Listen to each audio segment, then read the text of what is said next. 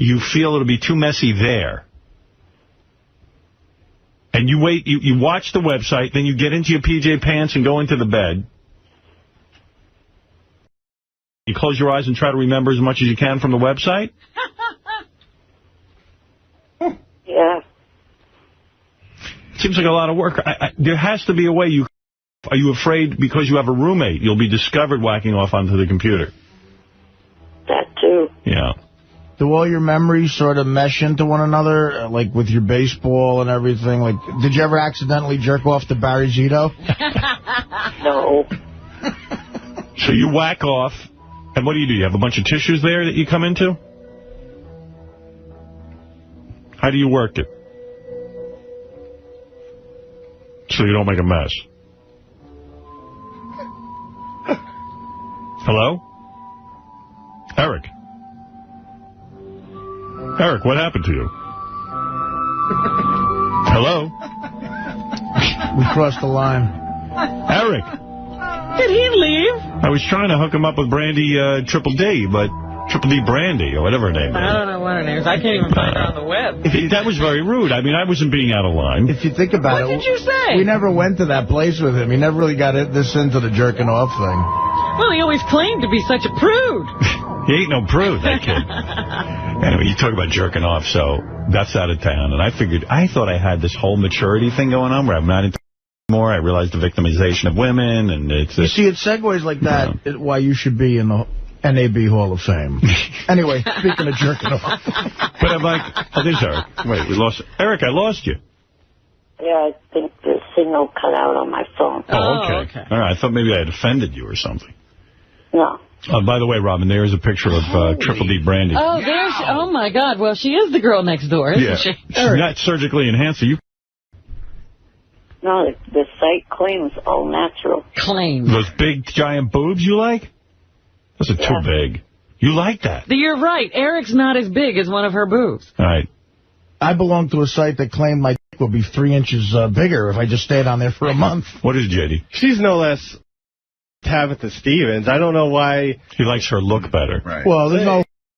She takes loads to the face like Tabitha. I don't know what the difference is. So. Does that turn you on when they drop the load on her face? No. On her boobs? No. Where are you picturing it when you do it? I don't know. Wherever. On Tony LaRussa. Wait, I want to understand something. After you watch the website, you watch it for a while, you get good and worked up. Then you got to wheel yourself over to the bed. Then you get in the bed. What do? You lay on your back? No. You're on your stomach? Yeah. You do it on your stomach? Yes. You lay on your stomach and jerk off? Yes. How do you do that? Do you like bed? Do you rub up against the bed? Yeah, a little bit, yeah. I know another guy who does that. Somebody else told us, they do it face down. I always thought that was weird. Well, so you pretend the bed is the girl? Pretty much. Yeah. So you don't even have to touch it with your hands. You just kind of rub into the bed and then you blow your load. Yeah. Do you use the pillow as like the girl? Like, is that her body? Yeah. And then you rub into... I say, I've never jerked off like this. And then you just you keep rubbing into the bed. And then do you explode into the sheets? No. What do you explode into? My boxers. Your boxers? You keep your panties on? Why do you keep your CJ pants on? Urine and goo in one combination. Dropping loads all over Eric the Midget's wheelchair. Midget wet power chair. Wow. Whenever I stay at the W, I jerk off like that because their beds are wonderful. I know another guy who does this, Eric. You're not alone, but it's very unusual to jerk off laying on your belly. With your underwear still on? Yeah, like why wouldn't you just come into a tissue so then you don't get your underwear all foul? Don't know. Is it part of the excitement to mess up your underpants? No. I don't understand why you're doing like that. Like in the middle of the day, you have to get to the bed and rub up into the bed? I usually wait till, just before bed at night. Oh. So, I mean, if you watch her website, In the afternoon, you got to wait all the way to the night to jerk off. Well, I don't go to the site in the afternoon.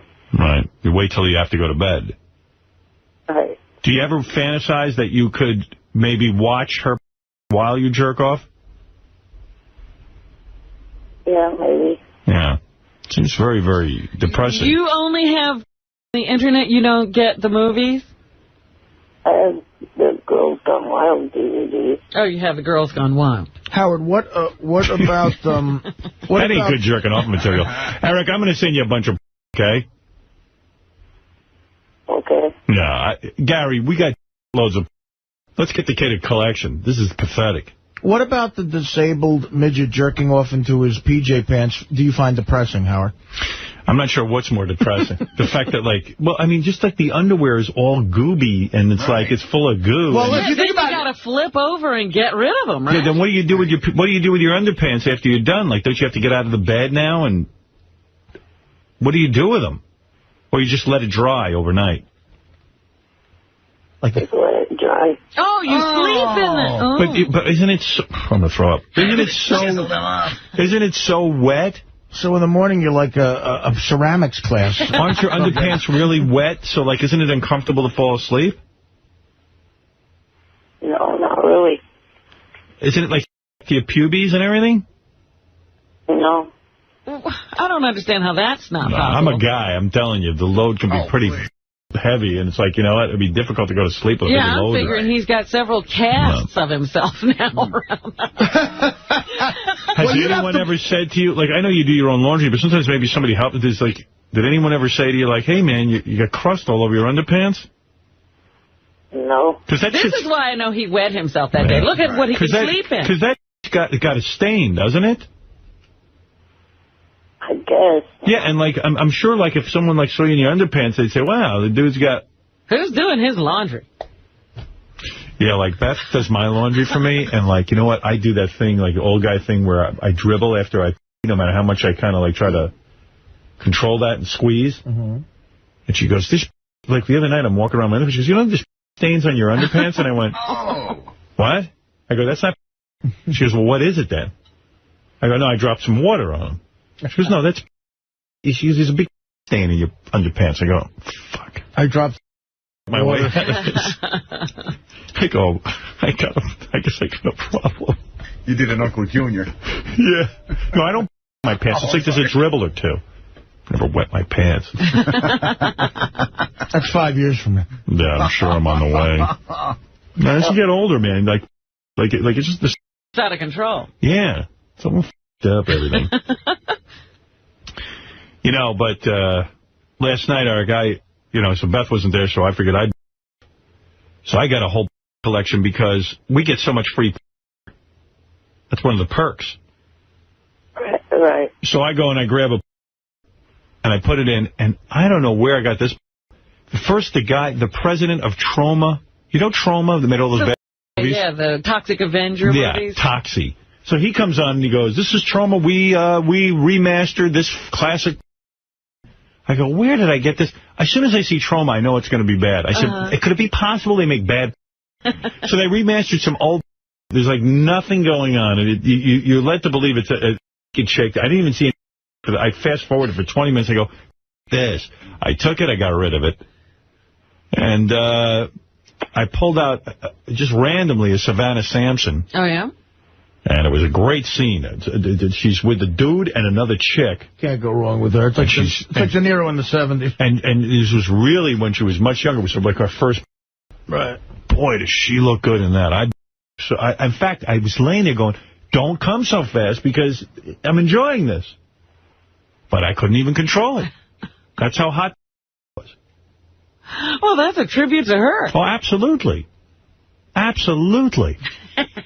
And she's dressed the right way. She's got the high heels and all that. But my greatest pleasure is while I'm watching this poor guy. Was there any story at all, or did it go right to the scene? There seemed to be a story, but I fast-forwarded. Yeah. I went right to where they're...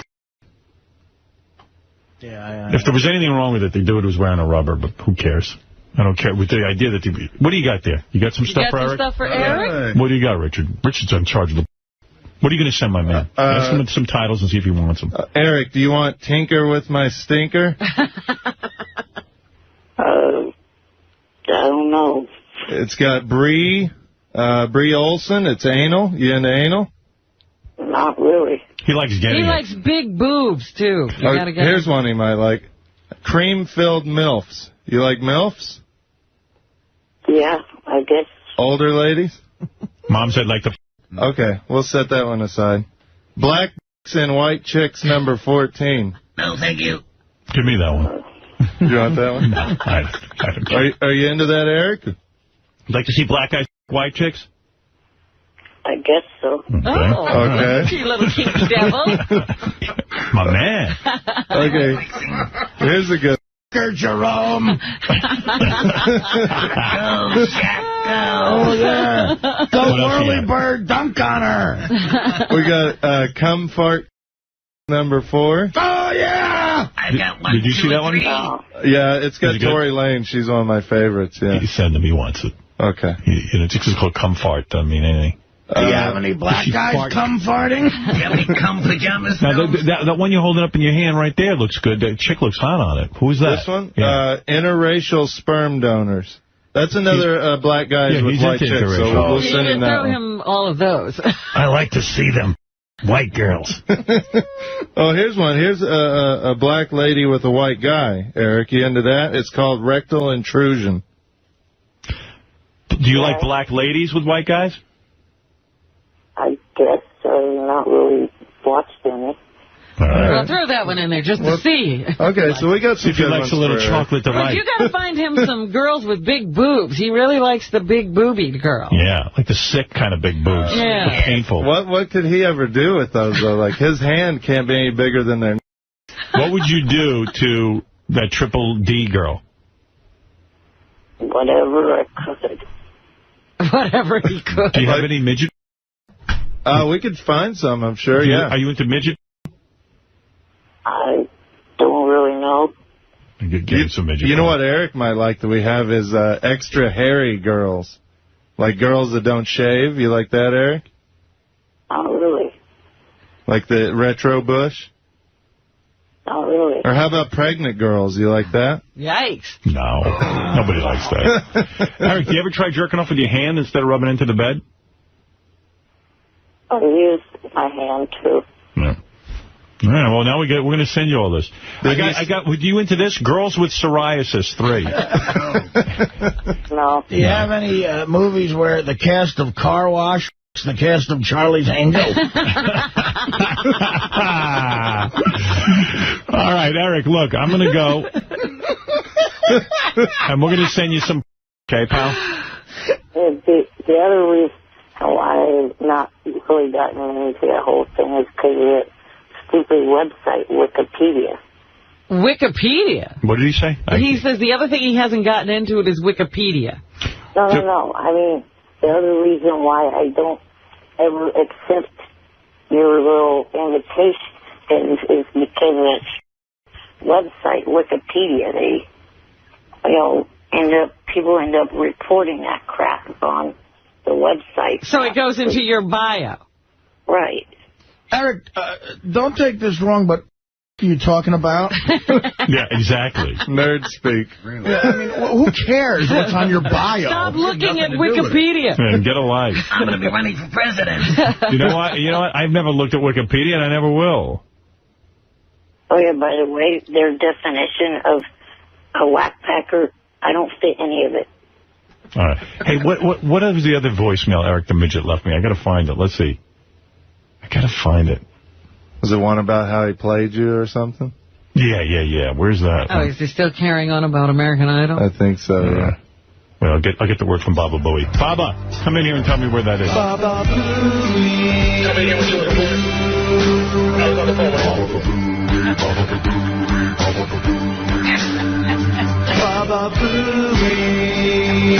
Baba Boo, Baba Booey, Baba Boo, Baba Booey, Baba Boo. Yeah, Baba Booey, Baba Booey, Baba Booey, Baba Booey, Baba Boo.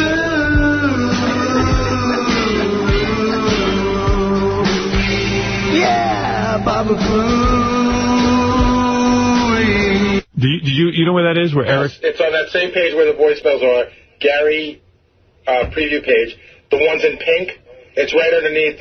Eric, high pitch Eric has gout. Oh, okay. Here's Eric again rambling about how he didn't vote for Sanjay and he fooled us. Like, why? Who cares? Hey, Gary, it's Eric. I'm leaving this message because, you know what? I was completely telling the truth this morning. I don't know why you didn't want to believe me. I would not ever vote for that. No talent. That kid has less talent than Jeff has brain cells left in his head. No talent. I'm not going to vote for a no talent like that. He's so caught up in it. I know. They ruined that show. By the way, there was a blackout Tuesday night. There goes part of the votes for Sanjaya right there. Half or part of the country was in a blackout. Another reason I texted this morning, because your music fans didn't like that. Can you see Eric in a movie like Revenge of the Nerds or something where he's like arguing about Sanjay and the votes? I mean, you just sound like the biggest geek. Really? How old are you again, Eric? Eric. He's gone again. Oh, he's got that problem with the phone. I can't even talk to this guy. Anyway, that's Eric. Time for Eric the Midget to call in. I'll let him have a quick word, if such a thing is possible. Hey, Eric. Good morning. Morning. I was calling to see if any of you guys, even though Sanjaya was gone, if any of you still voted. Hell no. Well, first of all, the show last night was like a telethon. They decided to do something called Idol Gives Back. Right, the show's a highly rated show. Oh, was that thing with Ellen DeGeneres that I saw on the paper? Yeah, and then they had like piece after piece of... What, did they do those little like video vignettes between each person that, thank God, I started watching late, so I fast-forwarded through them. I mean, my God. And it was like, you know, people are just not watching for that reason. And I mean, it actually just was like... And each vignette is Simon and the Ryan Seacrest guy walking through Africa with poor black people. Well, that was the weird thing. Africa don't look any different than New Orleans. It was weird. I didn't know one from the other. Like, one was this country, and it was like a whole thing to make Simon Cowell look like a good guy, which was kind of freaky. Who cares if Simon's a good guy? Somebody does over there. If you go to JD page 3, in the bottom right green, it's, you know, Simon talking about how horrendous the conditions are. Yeah. And it was like really weird. Oh, he's critiquing the conditions? And then I was thinking, like, gee, the whole show is just black people not being able to manage for themselves. And it was like, you know, it was like, enough already. Enough. And then they go, well, the big deal is that the News Corps is going to give $5 million to the cause. And I went, $5 million? They make $5 million a minute. Yeah, that's a commercial. Yeah, I mean, like, you know, just give the $5 million. And they shut the That up. bore the crap out of me. Right. Oh, it was unbelievably boring. But I wouldn't even watch it. I could care less. And, by the way, Tim Stack wrote me, he says, hey, did you watch? He goes, I know you watch Idol like me because we're both gay. He said, but, he goes, did you notice that Simon Cowell didn't change his shirt? Was he there just for one day? They probably flew him in. Yeah.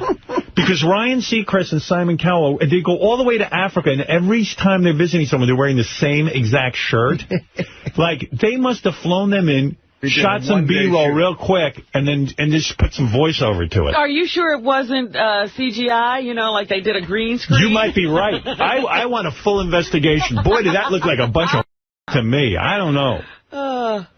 There's no way they were in Africa. Here, I'll play it for you. Simon Cowell, Africa. Oh, no, I never meant to do the harm. Now, picture the visual. It's like little tiny black children, cute as can be, like shoving food into their mouths because they don't get any food. Like little birds. Can't get a worm. Yeah, like from the white man.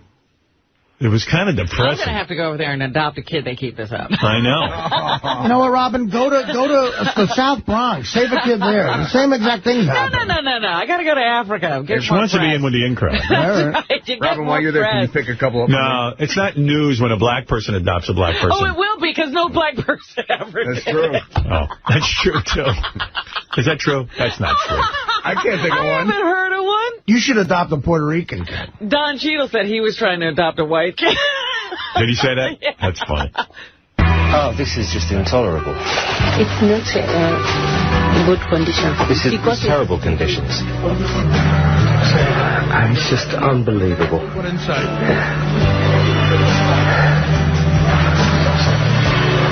It's just wrong. This is quite literally hell on earth. I have never seen anything like this in my life. He could have been talking about Sanjay's I was going to say, that's the same critique he gives to the singers. Literally. That was literally hell on earth. And he's wearing the same shirt, so if he was in Africa, he was in there for like 10 minutes. Exactly. Didn't even break a sweat. I want to know the exact amount of time they spent in Africa learning about Africa. This is literally the most horrid place on earth. Now, quick, I have to get back to the Ivy. This is literally 10 minutes of my time. Really? Yeah. It was really, really too much. And then the kids each sang socially relevant songs. That's what I heard they were going to do. Yeah. Did you vote, Eric? Because if every vote, then 10 cents was donated to something by News Corp. Right. Yeah, I voted. I kind of spread the votes around. I voted for, a few other people. Why would you do that? You're so silly. Why don't you vote for your favorite? Well, because Lakeisha, the one that's my favorite, didn't exactly do all that great. So who did you vote for? Listen. I voted for her a little bit, but then I voted for, some of the others, too. Yeah, but you got to pick a favorite. That's the idea of American Idol. You don't vote for everybody. I know you wanted to get involved with Idol Gives Back, but... Just to make all your votes for the same person. Right, of course. Because if you're really backing Lakeisha, you got to forgive her one bad week. Right. You're not being fair. We forgave Sanjaya every week. Who was the best one last night? Probably it would be between Chris and Jordan and Melinda. So why did you vote? How many people are left on the show? That's half of them, isn't it? He can't make up his mind. He's having a hard time. Well, look, I'll clear it up for you. The most talented singer is Melinda. Yeah. But I don't know. Who's going to go see her in concert? Not me. Like I said last week, I'm not spending any money on that tour this year. Because of Sanjaya. If I didn't go to last year's tour with Kelly Hickler and Catherine McPhee, there's no way I'm going to this year's, spending money to go to this year's tour. All right. Thank you, Eric. Have you gotten your... I think they put a packet of together for you. I gave Richard my address on. We sent you about 10 hardcore. Okay. Should I tell him what he did? No. From what I heard, Richard said that he slid a in there when he was you heard. on the wrap-up show. Yeah. Take that out, Richard. It's already in the mail. You're getting I said they blew it, though. Box. I told the guys they should have put it in the, the regular box. That's what they left it in the box. Yeah. He'll know. But he would have accidentally put it like he would have thought he was watching Jenna Jameson. He put it in and see two guys. When does Jenna show up? It would have taken him a few minutes to realize, too, Oh, no, it would have taken a lot less than that. No, you would have thought Jenna Jameson might show up. Yeah, one of them's what's the name of that St. Eric the Midget, Richard? Yeah, because they were thinking maybe you couldn't ask for it. Shoved it in there. Or JD knows. What is it? It's called Daddy's Discipline. JD, you gotten anywhere with that guy's wife? What? You gotten anywhere with that guy's wife? Who? A guy told me on AOL that you're trying to on his wife online. I don't know. Maybe. All right, Eric. Thank you. Chicks online. Yeah. That's all I hit him on. What is it, Richard? That's some good. Well, you should check it out, because it's the guy that we play that goes, you want to play? I'll play with you. I'm going to play hard, too. Yeah. Our favorite guy. Yeah, Jason Branch. You think Eric should watch the... Yeah, it's funny. He probably will. Want to play? I'll play with you. I won't. We'll play hard, too. You'll watch it. I'm going to have some fun with you. Nope. You won't even watch it from a humorous standpoint. I don't care how drunk you were. Wall of tricks here for you.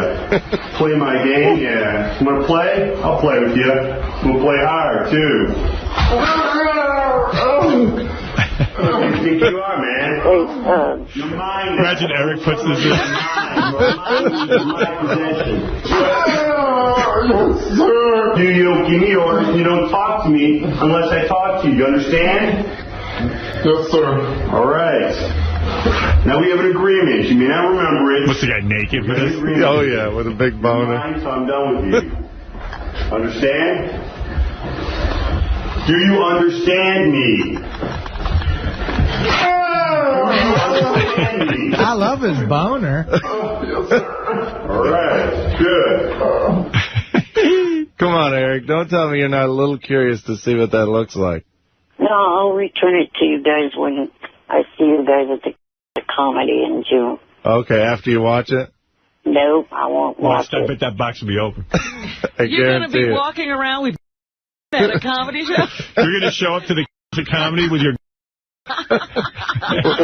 What do you got there, Eric? It's my copy of Daddy's Discipline. Power midget bottom. That's going to be funny when he shows up. When he... Then you start yelling at him. Hey, this guy's... Now, understand that? Yeah. Do you understand that? Yes. I can't hear you. Yeah. Yeah. I'm going to have some fun with you. Hell yeah. Yeah. That's right. Whose boy are you now, huh? I'm not answering that question. That's right. You're my boy, aren't you? Yeah. You like that? Yes. Huh? Yeah, that's it. Choke on him. Yeah. Yeah. Yeah. So use your teeth. I said chew on it, right? Yes. Now do it right. Okay. Yeah. I hope they have, like, a metal detector at that club, and his DVD sets it off. What do you got in your pocket? Young man, we have to pull you aside here. What is this? Setting off our metal... Master's Discipline. Sorry. How would a DVD set off a metal detector? Metal strip in it. No, your wheelchair would, but they'd find the DVD when they frisk you. I don't know where that came from. How are you going to bring that to a show? Are you going to put it in a paper bag? Probably. Yeah. Or your man purse? No. I don't have one of those. All right. Maybe you need one. A gay bag for your... All right, Eric, I got to go, man. For some reason, my Sirius isn't working right. So when Stone Cold's on, could somebody give me a call so I can hear the interview? No, bye. Call Eric when Stone Cold is on. Oh, that's funny. You got a question for Stone Cold? Yeah. Maybe we'll pop up on it. I also like when he calls, like, at some point his phone must go very far from his mouth because you can barely hear him. He's like, you got a question for Stone Cold? I'm going to say, what's it like to be more than 2'8"? What's your question for Stone Cold? I'll screen it ahead of time, make sure you're on the right track. I just want to know, given the fact that, I'm a fan, I wanted to know if he's going to be involved with the WWE programming anymore this year. That's a no. Bye. All right, I'll put you through. All right, I'll talk to you later. Goodbye. He likes gay midgets. I'll try to put you through. Don't hold me. Gidget. Right. He's a gay midget. He's a gidget. All right, Eric, go have your wet dream now. Here's Steve for you. Go ahead, ask your question. It's Eric the Midget. Good morning. I wanted to know if you were going to be involved in any more WWE shows, pay-per-view or regular TV shows. He's been waiting 4 hours to ask you that.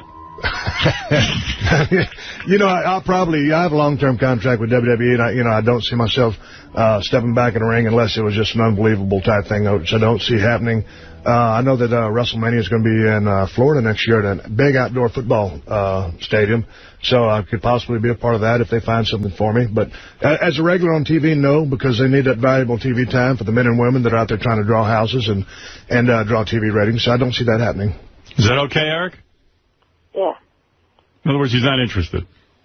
So what do you think of some of the guys? Oh, no, follow-up question. Sorry, Steve, this guy's a I like there's a guy out there named Ken Kennedy that I like what he's doing. Yeah. Pretty good at running his mouth. He's getting better and better in the ring. There's a couple other guys that just need to put it together. It's not an easy thing to put together. It took me 7 years, and it took me getting fired before I really put it together. It is. I mean, people don't understand that, and sometimes I think that people think that wrestlers are just retards or whatever. But to get to the very top level, and using the psychology and everything like that, and marketing, come up with something with some marketing, something different. I mean, god dang, you better be half smart. Right. Eric the Midget, you're on the air. Good morning. Morning. Don't tell me you liked American Idol last night. I bet you were even... It was all right. It wasn't what I expected it to be. I thought Carrie Underwood was actually supposed to be in the theater instead of on video. Did you drop a load yet today? No. Did you drop one last night? No. Did you think Kelly Clarkson was fat? She still looked good. Yeah, you like her still? Yeah. Yeah. How'd you like her song? Unwatchable.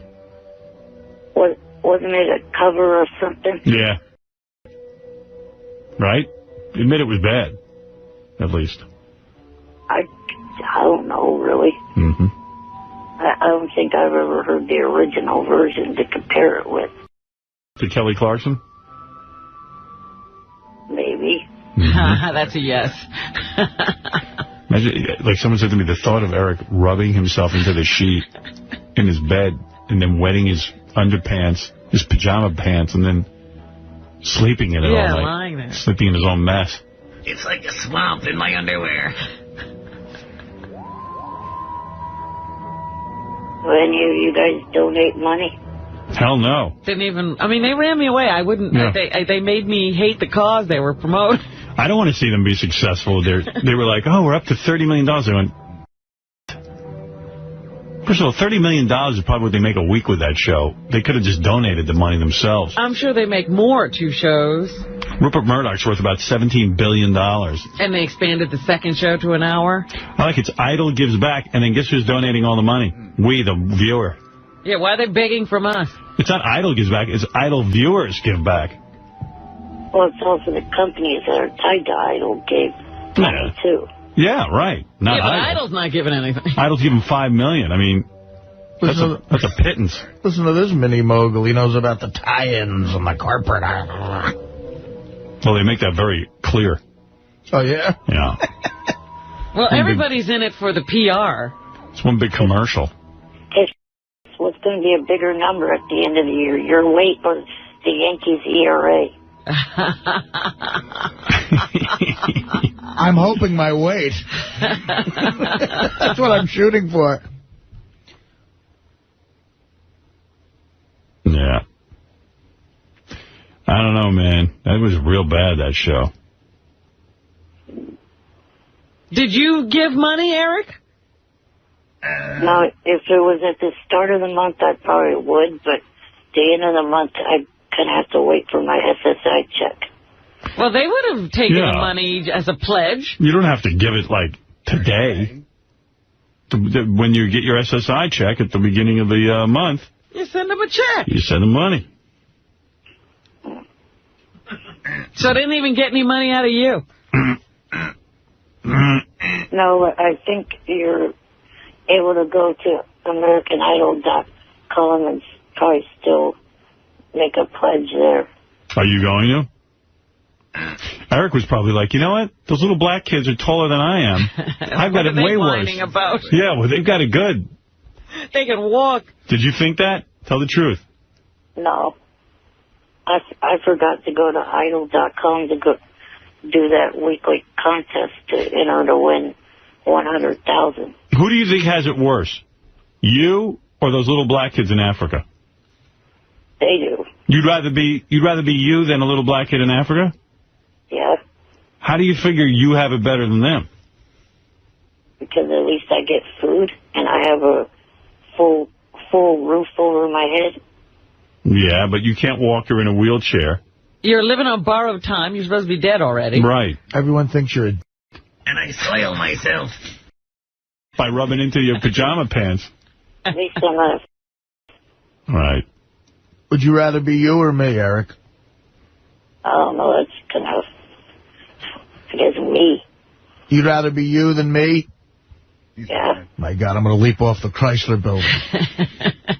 So if I said to Go ahead and make a big mess on the street. Not bigger than the mess in your PJ pants.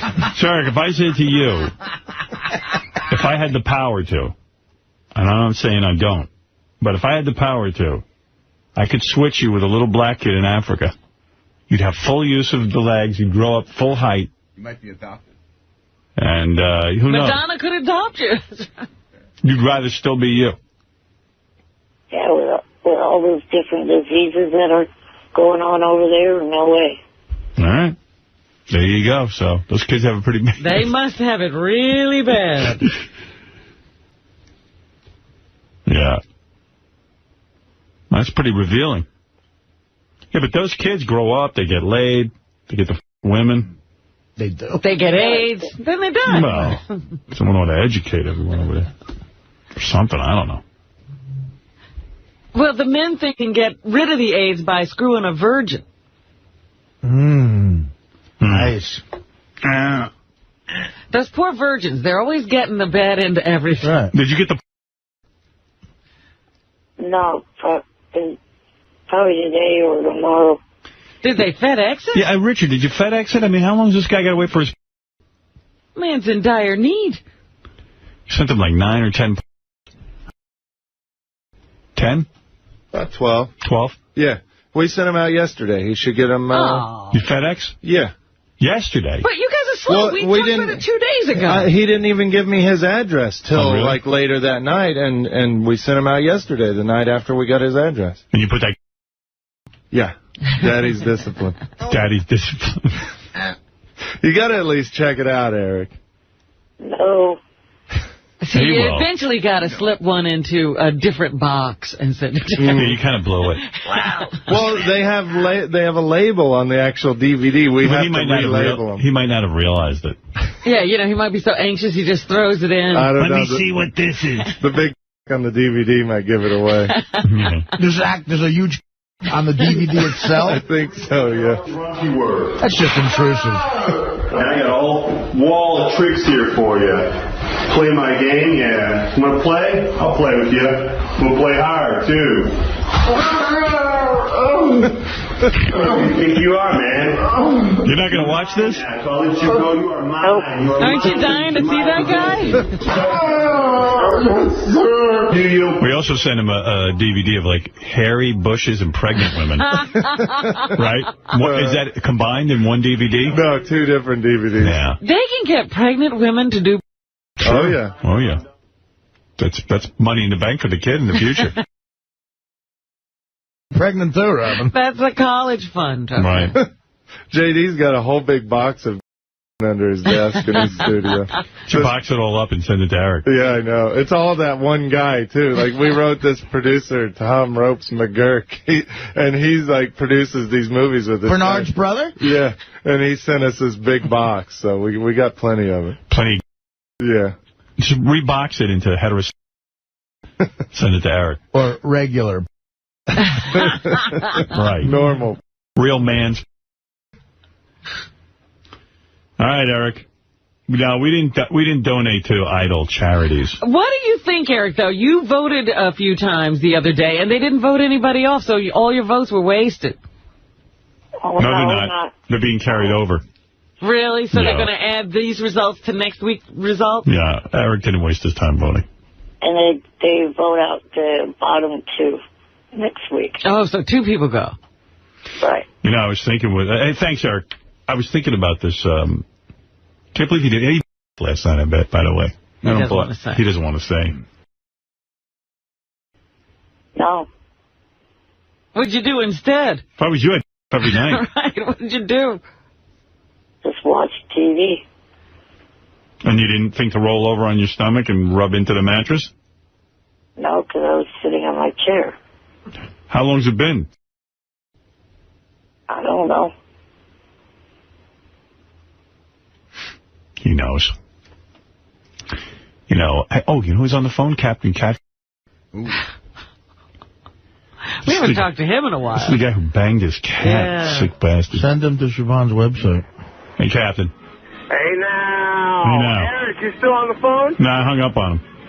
Man, I need to ask that little midget something. What'd you want to ask That guy him? is such gold, man. He is so funny. Yeah. Hey, how does he with his boxers? Doesn't it rub on his head? Doesn't it rub it raw? No. I mean, it worked for me. I've tried that method, and trust me, man, it started well, it didn't start bleeding, but, you know, it's left a little rash down there, if you know what I mean. Look at you with the ace bandage. I don't understand how you walk. They notice a hard on. You probably, like, waddled onto Yeah, this. walk probably. Well, I waddle You're anyway. probably like this. They're like, hey, is everything all right? It really isn't that bad, because I don't do it like duct tape or something. It's just an added obstacle for my monster. Hey, Eric, do you believe this guy? He's bandaging his... Bandaged his... I don't think I would ever try that. All right, buddy. I don't think you need to worry about it. Time to bring the show to a screaming halt. When he gets his shot on Rescue Me, there'll be no ace bandage. My will flow freely. If you were on Rescue Me, you had a love scene with a really super beautiful girl, would you ace bandage your... Eric? No, I would try to find some other way, maybe to hide that. You'd prevent a hard-on from being gay? No, I'm not gay. Why did he say he's gay? Ass. He's saying he wouldn't even wear an ace bandage. He'd let That's that right, cock... he'd let it fly free. He'd hope that fall right into her... How big is your hard? Didn't I go through it with you guys last year? Well, how much? We forgot. You mean you didn't memorize that information? Unfortunately, no. He said he measured it was 5.5 inches. You right? gotta remember that. You gotta be Oh, like, yes. You gotta be like the Ron Jeremy of midget. I always remember the size of a man. Is that true? Do you remember that? 5.5? I'm right about that, right, Eric? I guess I can't remember. Yeah, it's odd that he remembers so well. Hey, if you ever meet Carrie Underwood, you better ace bandage your... You'll get a boner. Or Diana DeGarmo. How did you think up ace bandaging your... I thought of it all by myself. Yeah, when he said that, I was like, what? What did you just say? I had to give it an obstacle. Hey, you look ridiculous. Hey, Mo! Poor Artie. Bandage on my... Gets a nice love scene with a hot chick and he ace bandage. You didn't have It was torture for me. You didn't have this problem on Entourage. Why did you think you'd fly free or break loose? Well, I wasn't we didn't have a scene in Entourage. Yeah, but we weren't in bed. Yeah, she couldn't feel his crotch. All right. Would it be amazing if you're ripped through the ace bandage?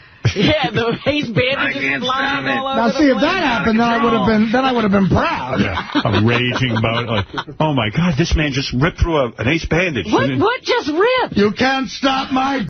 Oh my God, he just ripped through an ace bandage with his... Then we'd have to nickname you the Incredible Hulk. Now, there's a nickname for a penis. That's Banner. Banner. That's a good one. Banner. Banner. Hey, isn't it true you're Banner? Because you broke through an ace bandage? The Incredible Hulk. That's correct. What a great nickname for the Incredible Hulk.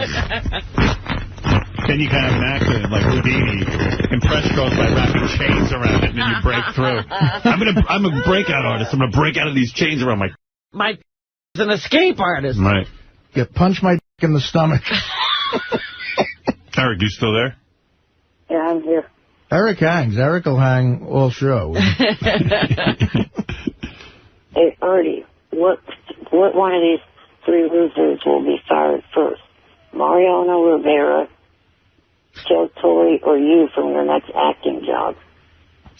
Well, I'd probably go with me for my next acting job. You see that was under game for the Yankees on Friday? You wouldn't want Mariano Rivera on the A's, Eric? Is that what you're saying? You turn that down? Not the current version. Oh, okay. Right. You're a moron. Me over Mariano. We were talking about a love scene. What are you talking baseball? Talk about ace bandaging your... I'm clear. Houston Street can outpitch Mariano now. Did you get those in the mail? Yes, I did, and I tossed the gay one away. Daddy didn't even open it? I bet Daddy's discipline is prominently displayed. It was already opened by somebody, but at your guys' place. You didn't watch any of Daddy's Discipline? Nope. Tossed it with the box. How do we know that? How do we know you didn't look at...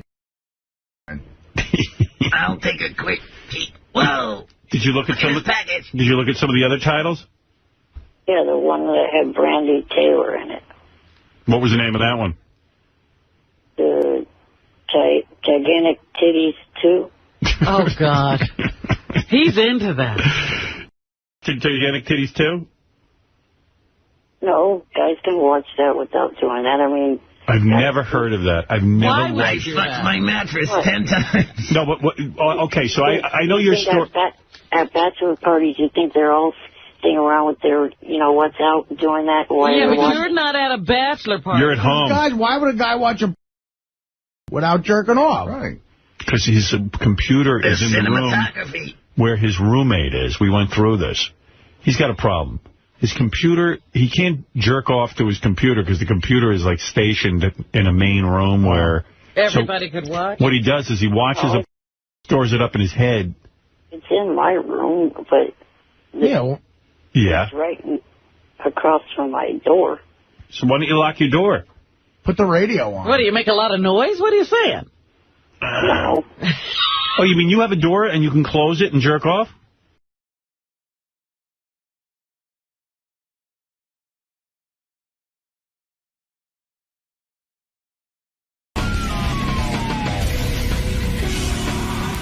John, go ahead.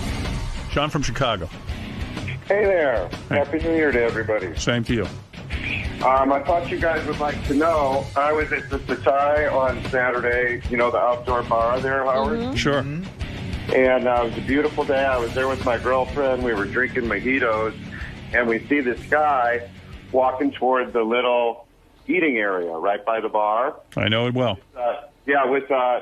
He was with a black gentleman that was about his same height, but nowhere near as wide. And it ends up being Artie. Yeah, so, he was there. We're huge friends of the show, and love the show, and we were so happy to see Artie. We went to... It couldn't be Artie. He was in rehab. He called me that very day and told me he was booked in rehab, intensive therapy. Well, he was in one of those white robes that you wear at a resort, but I imagine that you just escaped. That in rehab. He was in a straitjacket when we spotted him at the... was he drinking? The interesting thing was, it looked like he and this black gentleman that he was with were headed straight for a table right by us. And now, we had a few drinks, so we weren't thinking of his current problems, so we were going to send him a drink. Not bothered. I know that celebrities don't ever like to be bothered, but maybe just thank him with a drink and just give him a quick cheers or something. Yeah, not a good idea. Well, now I realize that. But anyway, he came to the open table, beautiful view, you know it well, and then something happened where he just got really scared, and before he sat down, he turned around and ran right back to where he came from in the Satai. So I don't know what happened. Wait, the real Artie is on the phone. The real Artie.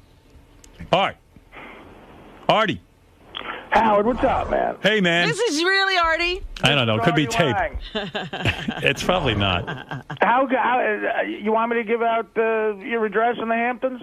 No. How about saying today's date? Today's date is January the 5th. That's Artie, everybody. Right, so you're really talking to us. Hey, Yeah. now. What's happening? Listen, I had a call because I'm getting 2 million calls that I was out on a boat with Ross. No. Ross said you weren't on the boat, but you were at the Satai in Miami when you called me and told me you were in rehab. Listen, first of all, how was the pool? I went through 8 days of the biggest fucking hell of my life. Yeah. I'm using the word rehab because it's a bunch of things. It's a place where people go to get off drugs. Absolutely. I was there with a bunch of people trying to get off heroin, sleeping pills, blow, crystal meth. People can do that anywhere. Yeah, but I want to listen. I'll save all this when I come in. But you got to come in and tell us all of it. I don't know if Colin Quinn wants to. Colin Quinn and my sister led the most retarded. It was a more retarded intervention than when I tried to help KC out.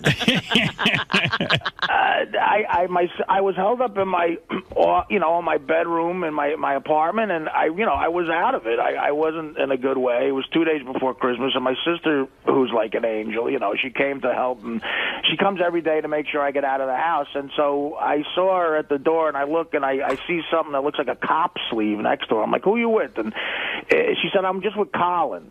And I go, well, it looks like a cop. And then Colin goes, it's a fucking jacket the Army gave me. Hey, but Artie. Yeah. So I'm trying to understand what happened here. So why were you in rehab anyway? I thought you were fine. Oh, yeah, right. Were you doing stuff? What's going on, Artie? Tell us now. Was I doing stuff? Yeah, I was doing everything. Were you doing heroin? Yeah. Oh, you were? Yeah. And you wonder why we call you a liar. Yeah, well, listen, Robin. I still believe you weren't doing it. it. Lie about that or what? No, Artie, I would never. You wouldn't lie about that. If you were trying to keep a career going, you were on heroin, you wouldn't go no. You've never lied anything? You ever lied to a boss about anything? Sure, but I wouldn't tell people I'm not a liar. Enough said. But Art, how did you know? I mean, when you called me and said you were in therapy, how'd you end up in Miami?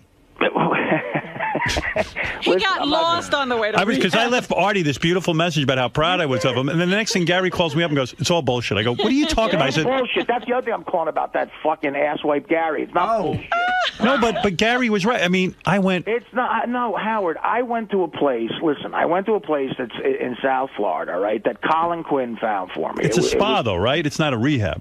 It's not a spa. No. Okay. It's a place where people go to get off drugs. It's a place where people go to try to help themselves get cured of tons of awful diseases. It's not a happy place. When you say a health spa, it makes it sound like it's a happy place. These are people. Everyone there has a lot of problems. But do they let you off every afternoon? It's not a lockdown, but I didn't go anywhere for 8 whole days. The problem is, I was supposed listen, what do you want me to do? I'm not going to move there. No, but I went there and I. But Art. What? So the day that I called you to congratulate you on being in rehab, where were you? Someone told me they saw you at Nobu. Yeah, right. That day I was in Miami. But, so you called from the Satai. But listen to say, Howard, I'm in rehab. Right now. What? I'm in a hotel right now. It's a nice hotel in Miami, but I'm not. Oh, you are? Oh, you're not at the Satai. So why aren't you at work? Because why are you in Miami? Because I'm still doing treatments at the place. I couldn't deal with staying at the place anymore after 8 days. I didn't love the room I was in. I kind of You see, this is the kind of rehab you have to have. Everything has to be the way Artie wants it. Listen, Robin, if you knew what I paid for this fucking rehab, I would have said to myself, where's the butler, for Christ's sake? So when you went I dropped a lot of money going here. My sister came down for 4 days just to make sure I didn't go anywhere. So but isn't Miami far from the rehab? It's like 75 miles. It's about an hour. It's about an hour. Yeah. So for 3 days, I've been commuting back and forth. But I would rather do this than stay there at night. I've been dealing with a psychotherapist there. I saw a psychotherapist 4 times. It's intense shit. I've got stuff I can relate to Robin with now because I've had 3 colonics. I've had wheatgrass implants and all. Did shit come out? Did they make you watch what comes out of your ass? Yeah, I did. I saw it. What came out? They positioned that mirror for you. It looked like Do you like it? No, it's gross, but it's so they really convince you that it's necessary for your health. Like while this woman is shoving a tube in my ass, she's going, "Do you know Elvis had an 80-pound colon when he died?" I'm like, "No." And, did you really lose 20 pounds? Yeah, I lost 20 pounds. Well, here's what happened. As soon as you get there, they take blood work on you. So I was scared to death of that. That's why I've never gone to the doctor. I'm scared to death of blood work because of my liver. So they took blood work because my sister insisted. So I was like, fuck it, all right, I'll just see what's going to... I thought they were going to say, look, you got 3 weeks to live, you know. So what did they find? They found that I have insanely high cholesterol, which I sort of figured. I have a way higher blood pressure than I normally do, which I figured. But the only positive news sort of was there's 6 liver enzymes. All of them were fine except for one, and that happens to be the most important one, but that was like through the roof. And they said, look, the good news is it's reversible, but you have to do something immediate. So they put me on these treatments where this wheatgrass stuff, when they put wheatgrass up your ass. Now that's got to be worse than coffee. Well, it is, but Robin, I have a lot to teach you. Coffee is acidic. This is all alkaline. What you're doing is killing yourself. This is a lawn. They put a whole lawn up Artie's ass. They put a lawn up my ass. That's right. He got. And you know what? It's a Jamaican woman doing it. So Jamaicans are fucking obsessed with grass, smoking it, putting it up my ass.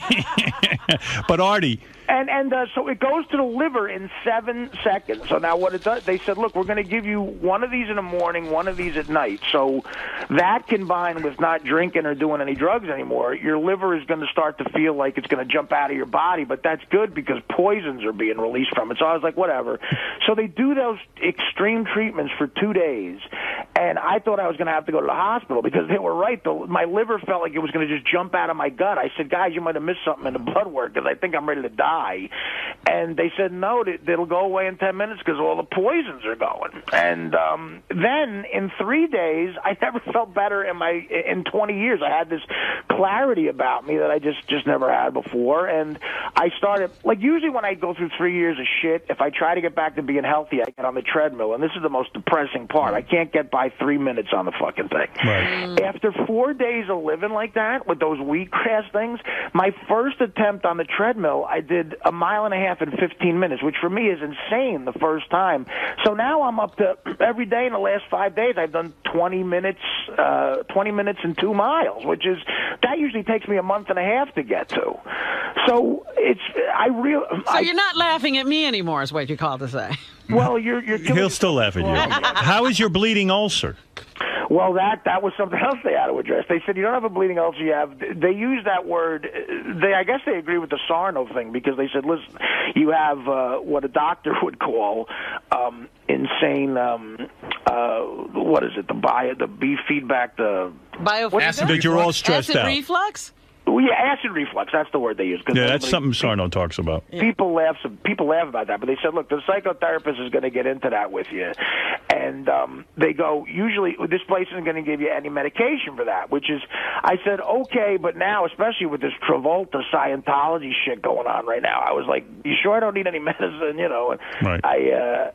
They said, no, you're going to feel better, and a lot of it is psychological. So I said, okay, because I did still have the pain in my stomach. After 4 days of that, and after talking to this therapist a few days, that pain is completely gone in my gut. Now, you said to me on the phone that you left a message saying you think you're cured of all heroin. You're done with heroin. What I said is I said this to you, Howard, too, on the phone. Is that what you're talking about? That's what I'm talking about. Yeah, well, what happened was I let myself detox for a full, like when you let yourself go through withdrawals, the experience I've had, that 4th day is the worst, man. It's like that's when you better have someone to like tackle you before you get to the door, because that's when you go through the worst hell. But if you can get through that to the 5th morning, it's usually not bad. And I hate to say it, I've never really done that with myself for like the last 3 months. I got to a 7th day, but on this program, and the withdrawals weren't even as intense. And you know what? I just feel like a new person. See, that's what he said to me on the phone. Then I got worried about you because then I heard you were in Miami, and I said that can't be. I said to Gary, he's already in rehab. He's drinking to celebrate his. Right. I'm not. I haven't. I swear. I don't know. Listen, guys. I am Howard, and I'm telling you this right now. I've been clean for 2 weeks, and we say this as a joke. When I come back to the show, I will totally submit because you don't have to submit, but you never have to lie to me about anything. To yourself. I know, Howard. I don't. You know what I said to somebody? Somebody said to me they wanted me. I knew that this intervention was coming up because someone had approached me to be in an intervention with Artie. Right. And I said no because First of all, I never heard of this guy before. And I said, it's like if Marianne from Brooklyn called me and said, let's have an intervention with Artie. Right. And I'd say, well, wait a second, I'll go do my own intervention. But I said, my problem with Artie is that I don't have a problem with Artie. Artie comes in, he does his work, he's really talented, he does everything well. If he's fucking up elsewhere. Yeah, I said, if he's fucking up, I'd go to his intervention and say, I don't have a problem with him. Yeah, so you don't have to go away from me. Yeah, I mean, you don't have to, you never even have to lie to me, because as long as you're doing your job, I'm okay. I mean, I would, like I said in my message, I'd encourage you to get help anytime, and if you need time to get better, then that's time you need to do. But I just have to point out one other thing, which is what I was saying all along. Artie kept saying he was going to the doctor. You know, he had these insane doctor's appointments at 4 o'clock in the morning. Yeah. And I told you it wasn't true. Hey, by the way, Artie, your therapist in Manhattan just called. He's so proud of you. Listen, first of all, I just want to say, I will submit to random drug tests. Just let me know when they're going to be. No, but also, this therapist... Wait, some people have some questions. This therapist works with me about stuff. It's a Mideastern guy. It's right out of like one of that clip that Fred plays, like, you know. Hello. Yeah, that's exactly the what it sounds like. And that accent is incredibly relaxing. And he deals with, he goes,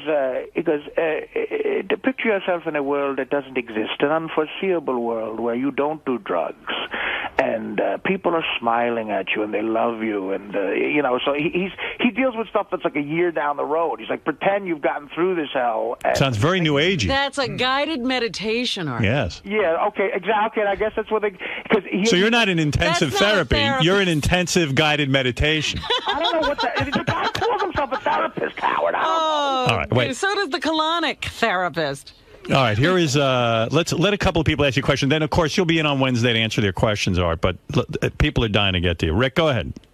Hey, Artie, have we forgotten that you just, when asked, you swore on your father's grave that you were not doing dope? I'm a big fan, but come on. Yeah, my father was an atheist, and so am I. He doesn't give a shit. So you are right. When you said that on the air, you were, in fact, not telling the truth, but you don't feel that disgraced your dad in any way because you don't believe in any of that stuff. Look, my father was a counterfeiter. Come on. By the way, I've said this on the air all day. Yes, I don't know I read your book when you that. come in. Yeah. I wanted to talk to you about it because I thought it was brilliant. It was great. Yeah, thanks for the message about the book. I appreciate it. Yeah. But, I left you 2 messages. Yeah, if you're right, you were extremely nice, Howard, which was very uplifting. It's a great book. And you were lying to him. So. No, I wasn't. And, no, I'm talking to Artie. Artie, you're nice Artie to him. was lying to me, and I was lying to you. No, but listen, I don't feel Howard is a boss. He doesn't give off that vibe. He's more of a, it's like it's just I'm a friend. Yeah, but at the same time, you guys got to understand, if the night before you go into a job that you have to be at 6 a.m., you're doing heroin, you may not It's just true. be that You know what? I don't want to know. Right. I mean, so... But I told you the lies he would tell were getting more and more outrageous. You didn't believe he was at the doctor at 4 in the morning? I did. Artie, I believed you were at the doctor at 4 in the morning. Well, I was talking to a guy who legally can write a doctor. Right. A lot of drug guys call themselves doc. Right. No, he was a guy who the port introduced. Put it this way, if you had a bullet in you, he could get it out of you without doctors knowing. All right, Mel, you're on the air. Hey, what's up, Artie? Hey, man. You're funny, man. You got some great bullshit. Thanks, buddy. What's the number to this commuting rehab? It's not in Miami. It's not in Miami. It's in. You know what? The name of the place is Hippocrates, which is. Kidding. Oh my God! I know that place. You know about that? Is it a spa, Robin? It's a wellness center. I don't know that it qualifies as a drug rehab. There were tons. The name is Hypocrisy? Hypocrisy is where Artie is. No, really, what is it? It's called Hippocrates. It felt like it says hypocrites to me. But you know, this guy, the meditation guy. By the way, you hear my phone ringing? That's a bunch of people calling me because now they know the hotel I'm not in. But anyway. Hey, Artie.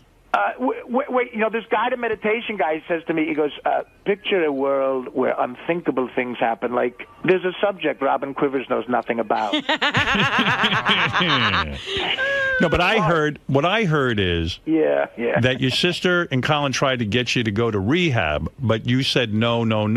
Well, here's what and happened. then the only thing that he agreed to was this. Yeah, well, my sister had the car all set up to go up to Monticello, New York. Wait, that might be room service. Yeah, there's one thing he hasn't given up. He's still eating. Believe I got an egg white omelet with steamed spinach coming up here. I've been another good line. Hey, listen, you want to interview the waiter? All right, but why couldn't you do that in New York, man? You could have been on the show and then. I'm going to try to do it in New York. That's the point. I'm trying to do it in New York. All right, well, you can't leave the guy who tells you to envision a world where you don't do drugs. Right. Yeah, no, he did. He told me that, though. The website calls Artie's Rehab Center a health institute. I'm That's looking what at I'm saying. It's a wellness center. Yeah, but all right. Hey, it's helping him. And really but he feels good. ill people go there. I know that for a fact. So he's doing well. Really ill. You know what? My roommate, well, I wouldn't let myself have a roommate, but the person who would have been my roommate was a fourth stage of lung cancer. Yeah. You know, and the people who I met in these story. In these, is this my cousin on the phone? Yeah, I mean, what is going on here? Yeah. People were there to get off crystal meth, to get off blow, to get off heroin, all sorts of opiate addictions. I mean, what do you want me to tell you? Let me ask you something, Artie, because somebody said that they sent 2 people with you to Miami.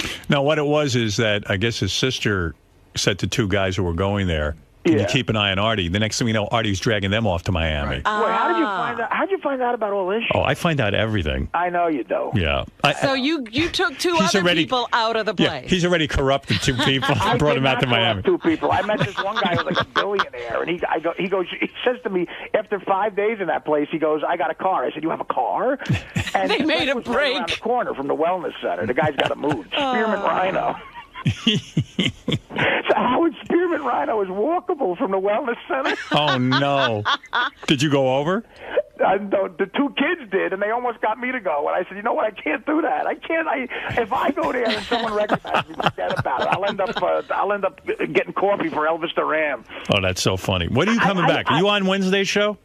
Yeah, I'll definitely be on Wednesday's show. I got to hear these stories. Well, now you made me feel guilty. I'm going to blow off this other thing. No. No, You do whatever your you thing. need to do. It's okay. Don't worry about it. But I know. Look, I apologize to Gary. I heard he said it was bullshit. I know why he would think it's bullshit, but I swear to you, I did a really strict health regimen. What are you swearing on?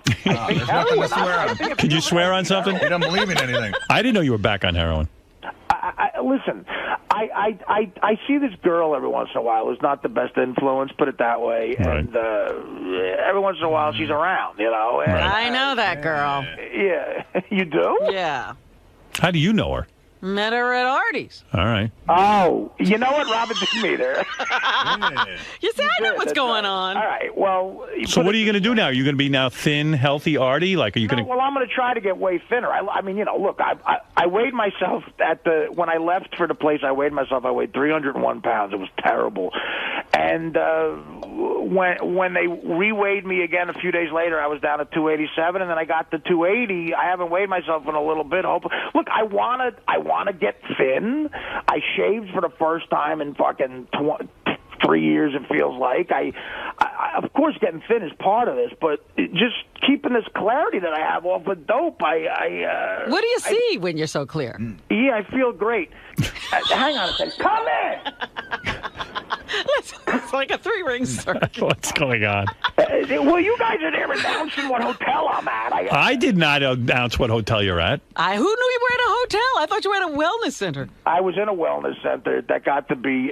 Well, you announced what wellness center you're at. I love when he blames me. No, I'm not blaming you. Oh. When I called the show, a person called me up and said, "Art, they said you're at the Satai." And I said, "What? What's going on?" No, they said they saw you at the Satai. Oh, yeah, well, I was there. By the way, the Nobu here is amazing.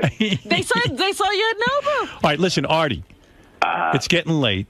I want you to... I'm sorry, buddy. No, don't be sorry. We're finishing work today. Yeah, we're at work. And I'm finishing rehab, Robin. So, listen. You know, Artie, I love you. I love you, We want to see you get well. I'm really happy you're feeling good. I do feel great. As I said in the message, I encourage any kind of help you can get. Thank you. And I'm happy you're doing it. I'll see you on Wednesday. Feel good. Feel better. And Howard, I'll explain why I am. You know what? I'm at Caroline's Thursday night at 8. Perfect. Friday night, this Thursday the 8th, and Friday night the 9th, I'm doing 3 surprise shows at Caroline's. And I'll explain why I'm doing that. I wanted to make sure I did that after I came back to you guys, obviously. But I'll explain why all that's happening. But people will be seeing the new Artie, 20 pounds lighter and fully shaved. Fully shaved at Caroline's this upcoming Thursday. All right. Buy tickets now. But I will explain why I did that, too, because I heard you guys were goofing on that. Artie's Biggest Loser tour. Yeah, okay. You guys, if you need me, put up the fat loser signal. What is it, Ralph? Yeah, Ralph wants to say hello to you. Yes, Ralph. Artie, I'm glad to hear you're doing well. Ralph, 1 second. I really got to let the room service. Go ahead. 1 second. Room service. No, boo. He's got room service in rehab. I'm not holding out much hope on this one, but no, I don't think this will last. Next week. Yeah, well, you could see why we were thrown when, as I'm making phone calls to Artie over the weekend, telling him how proud I am of him, then we find out he's in Miami when he's supposedly at the wellness center. But you always do that. You always get proud of him, and he lets put it. My suite is so enormous. You know what we have to do? Put it right on the coffee table, buddy. Thank you. We have to find out, how much he laughed at Lisa G's texts. Hey, put that guy on the phone. I want to ask him what's your breakfast. All right, hey, waiter, come here. Waiter, come here. Sir? Waiter. He's a Chinese guy. Hey, come here, buddy. Tell me you know who Howard Stern is on the radio? You ever hear Howard Stern? Satan. Talk to my friend here. He wants to know what I'm eating. Tell my friend what I'm eating for breakfast. Yeah, come here, buddy. Come here. He's going to get on. Step over that cocaine. Right. Artie sounds like he's high now. Yeah. Hi. Yeah, sir. The client is having 1 omelet and orange juice. Yes. Yes. That's it? What's in the omelet? Spinach and mushroom. And is it egg whites or? No, it's no. Whole eggs? Yes. Another lie. See, and is he having toast with that? No toast. No toast. Interesting. What kind of bread? No, nothing. No bread whatsoever. Is there butter on the? Do they cook it in oil and in butter? No, just it's vegetable oil, no butter. Oh, good. Okay. What else? Impressive. What else? No just cupcakes. Yeah, no cupcakes. Just a simple omelet and orange juice. And is this the first time you've been in his room this morning? Or have you made multiple deliveries? No, it's my first time, sir. Okay, thank you. And do you see anything else? Any suspicious substances? You see heroin or cocaine in that room? Go through the drugs. No, nothing. Is it neat and tidy, or does it look like an orgy took place? Has the bed been defecated in? Does it look like Sodom and Gomorrah? Actually, I don't understand what you said. I'm saying, does it look as if there's any human excrement in the bed? Yeah. There is, okay. Nothing. Thank you very much, sir. I appreciate it. Thank you very much. Right, bye-bye. Yeah. Thank you, buddy. Sorry. Guy says there's no excrement in the bed. Oh, God. I know what you... But, hey, dude, that double sawbuck is for you right there. Thank you. Nice. Go ahead. Hey, Artie, so if you're like... Go ahead, Ralph, I'm sorry. If you're like in rehab... No, this is great. Well, if you're in rehab... I'm not in rehab right now. I'm at a hotel. He's taking a break from 8 horrible days in rehab. He goes to rehab later today. Howard, I want to see you. Howard, I want to see you last 4 seconds at this place. All right, but Artie, how can you take off because you didn't like the room? No, because I tell you what, I promised them, look, guys, I'll stay here for a week, but I got to get out of the room. I skeeved the rugs, I skeeved everything, and there was no water pressure. And but I promised I'd stay there. New Year's Eve, I was so tired from all the wheat grass up my ass. I went to bed at 8 o'clock. I woke up the next day. It was 2009. I could care less about it. They were having an all-vegan band playing. I swear to God. An all-vegan band? Who cares what the band is eating? I said, yeah, what do I give a fuck if the drummer's a vegan? And Artie, we'll see you on Wednesday. Yeah, all right, buddy. We'll straighten this all out. That's enough time? Yeah. Yeah, it's enough. He already feels better. I mean, what more is he going to do there? Yeah, I mean, what do you want me to move here? First of all, Miami, it's beautiful here for a few days, but it's such a scene down here, it's become corny. What a joke. Oh, yeah, it sounds miserable. Yeah. And you know what? For a few days, it's all right, Ralph, but the people here are just, it's like... But, Art, you don't have to be in Miami. You could go back where the rehab is. Yeah. Well, that's even worse. Yeah. But the place Hippocrates is amazing. If you got a drug problem or if you're... If he could deal with low water pressure. No, if you really want to get off drugs, go to a drug rehab center. If you could deal with low water pressure. You're not happy with. Look at this on the website. Hippocrates Tropical Rainfall Therapy. Right. Yeah, that's what Artie's getting. That's a different place. Is that by Spearmint Rhino? Tropical Rainfall Therapy. Yeah. You know who's on the front page of the website for this place? Who? William Shatner. Yes, that's right. They love Shatner, and who's the other guy they love? They want Robin down there big time. Yeah, I've been planning to go down there, but I don't have nearly the problems that seem. Well, I hope you have 15 G's. Hey, Art, so I'll see you on Wednesday. To feel better. I hope this is successful for you. So far, so good. I do. You'll see. I got to look better than I did before. Right. That's not hard to do. All right, and I have a lot more to tell. I want to discuss more about the book. I have questions for you. I'm going to explain to you why Orlando Jones doesn't want to speak to you. You will? Yeah, I've got it all figured out. Well, you know what? He actually tried calling me, so you might be wrong. But all right. But you know what? I'm dying to hear all your opinions about that. I want to talk about the book, and then I even want to go through my whole chronology of like getting the phone call from you, and then me calling you to congratulate you, and then finding out you're in Miami. Whatever. Why you didn't go on the boat, Artie? Because, you know what, and I swear to God, you get Ross in here. I didn't go on the boat for 2 days because I had appointments at rehab. I had to go to a meeting. No, that's what he said. Ross looking tan. Yeah, look at you. I don't want to betray the guy. You're not betraying him. I got word, so you're not betraying He never anybody. came on the boat. Never saw him on the boat. Oh, you didn't? No. Did you see him in Miami? We tried, but he was going back and forth. Oh, so for he his was in sessions. Miami? Yes. Yeah. Back and forth for his sessions. Those were spa treatments. No. He called me and told me he was in intensive rehab. Then we found out he went to a spa. I don't know what you call it, but then we heard he checked into in Miami into the Satai. I think just to sleep. Honestly, I swear to you. But why would you leave rehab if you're in rehab? I don't know. Maybe the beds were nicer. I don't know. But he was honestly. But he wasn't with you on a yacht. No. Was he with you on the yacht? Or no? I swear to you, no. We tried to hook up, but the time frame didn't work because he had to go back. He had like early afternoons off, so he'd go back and forth. I swear to you. All right. Afternoons off from rehab. A lunch break. Rehab, it was a spa. But I'm just saying, if it was rehab, I just haven't heard of rehab like this. When I did speak to him, he said he lost 15 to 20 pounds. He felt the best. You never saw him? No, because he was going back but and Palm forth. Beach and Miami are 75 miles apart. All right, you drive. So if you're in rehab, they don't let you out to go to Miami to party. I don't think you know. What? They let him out to go to Nobu. He has to eat. Okay, and it's fish. I'm sure he had the sashimi and not the sushi. All right, thanks, Ross. All right. I didn't blow off anything at the rehab to go on a boat. I blew off the boat to go to the rehab. Yeah, Artie had the raindrop therapy.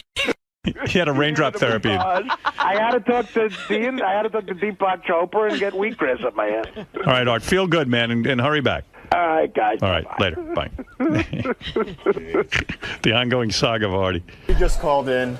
Does this change your opinion at all? I mean, he sounded like he was doing pretty well. He's doing great. He's doing great. And, he says it's been clean for 2 weeks, and, we have to believe him. We have to take him at his word. But he does sound great. He sounds like he lost some weight. It's, I defend myself. I mean, maybe when I said it was all bullshit, maybe I overreacted, but I defend myself that Artie is not in rehab. But I think in Artie's mind, he thinks he is. Do you know what I mean? Like, I think that this is the best version of rehab that he thinks he's in. Yeah. I mean, he said up front, they wanted him to go to a place in Monticello, which was a real rehab, and he said he wouldn't go. So this is what he would agree to. But it's a high-end spa detox that people with drug problems go to. But what I got out of it is Artie, I definitely believe, is detoxified, but I don't know that he's addressed any of the issues of why he takes drugs, and that's what the other rehab I had hoped would do for him. Now, were you surprised when he said that? I'm surprised by nothing, by the way. Well, he said he was doing heroin recently. I'm not surprised. Really? No, we all knew that. We sort of had a feeling something was up. One of the guys in the office was saying, if this was 3 years ago, we'd have gone, oh my God, it would have been like earth-shattering news, and we were all like, yeah, all right, he's doing it again. I think if you go back, I said he was using, I don't know what, but he was using. And he seemed to be the only person. No, right? well, you know what? That's why drug users lie, because they can, if they're consistently lying, even though their lies are ridiculous, people want to believe. You want to believe your friends are telling you the truth. Now, do you think his colonics are helping him at all? Sure, they But not are. in- Actually, they really are helping him, but not with his drug problem. Is that maybe a stepping stone towards... Only if, again, I told you earlier, this is another one of Artie's attempts not to get treatment. What's on your mind, my so friend? Fred, Yes? when everyone was wondering if Artie was on drugs, you recently have been saying you thought he might have been boozing. I definitely thought he was boozing. I never want to imagine the worst of somebody when they're going through a tough time. Does it shock you that no, he was doing heroin recently? No, and no. And I'll tell you why it doesn't shock me. This was something I tried to get into before the holiday break, and I was telling everybody, I said, did you read Artie's book? Did you read Artie's book?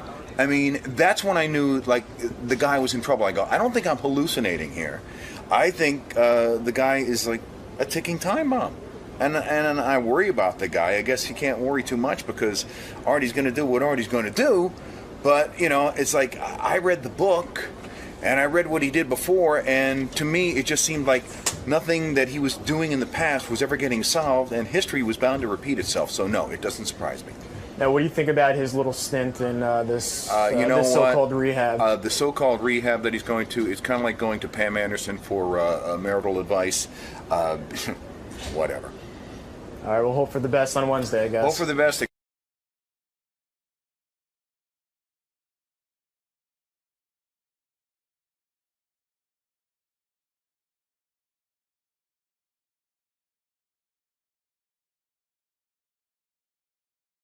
I mentioned Gary went out to the Adult Video News Awards, the AVNs, that's the porno stars. He was out there. He was in Vegas for some sort of trade show, the electronic trade show where they show all the new gadgets. Electronics, yeah. Consumer electronics trade show. I wonder if Gary saw anything cool. You see anything cool at the electronics trade show?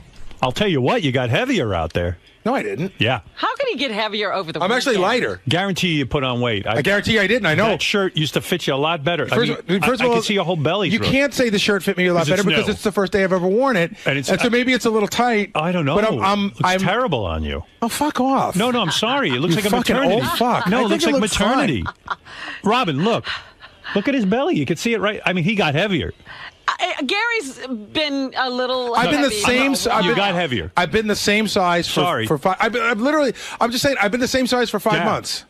What do you think I got you weigh? heavier since I was 23. Well, what do you weigh? I weigh about 219. Bet you weigh more. I can't weigh more than 220. You just said you weighed 219.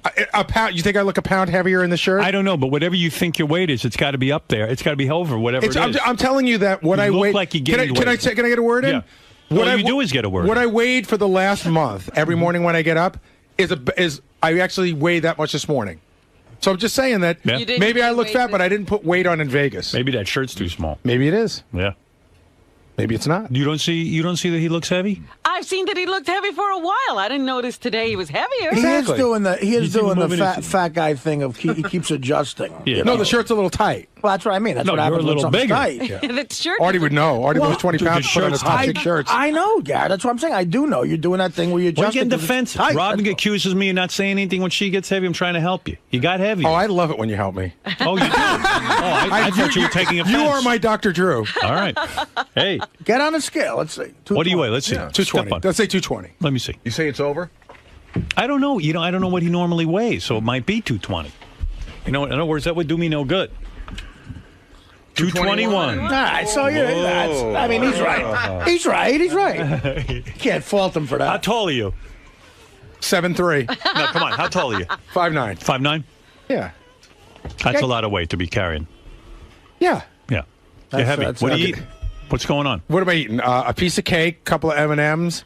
Had a lot of. I went to a steakhouse this weekend. I went to Nines at the Palm Hotel. I get reports one of the best on you. steakhouses in the world. I get reports on you during the show that you're eating out of control. Like a madman. Yeah. Yeah, no doubt. M&Ms. I don't even shut the chips. door anymore.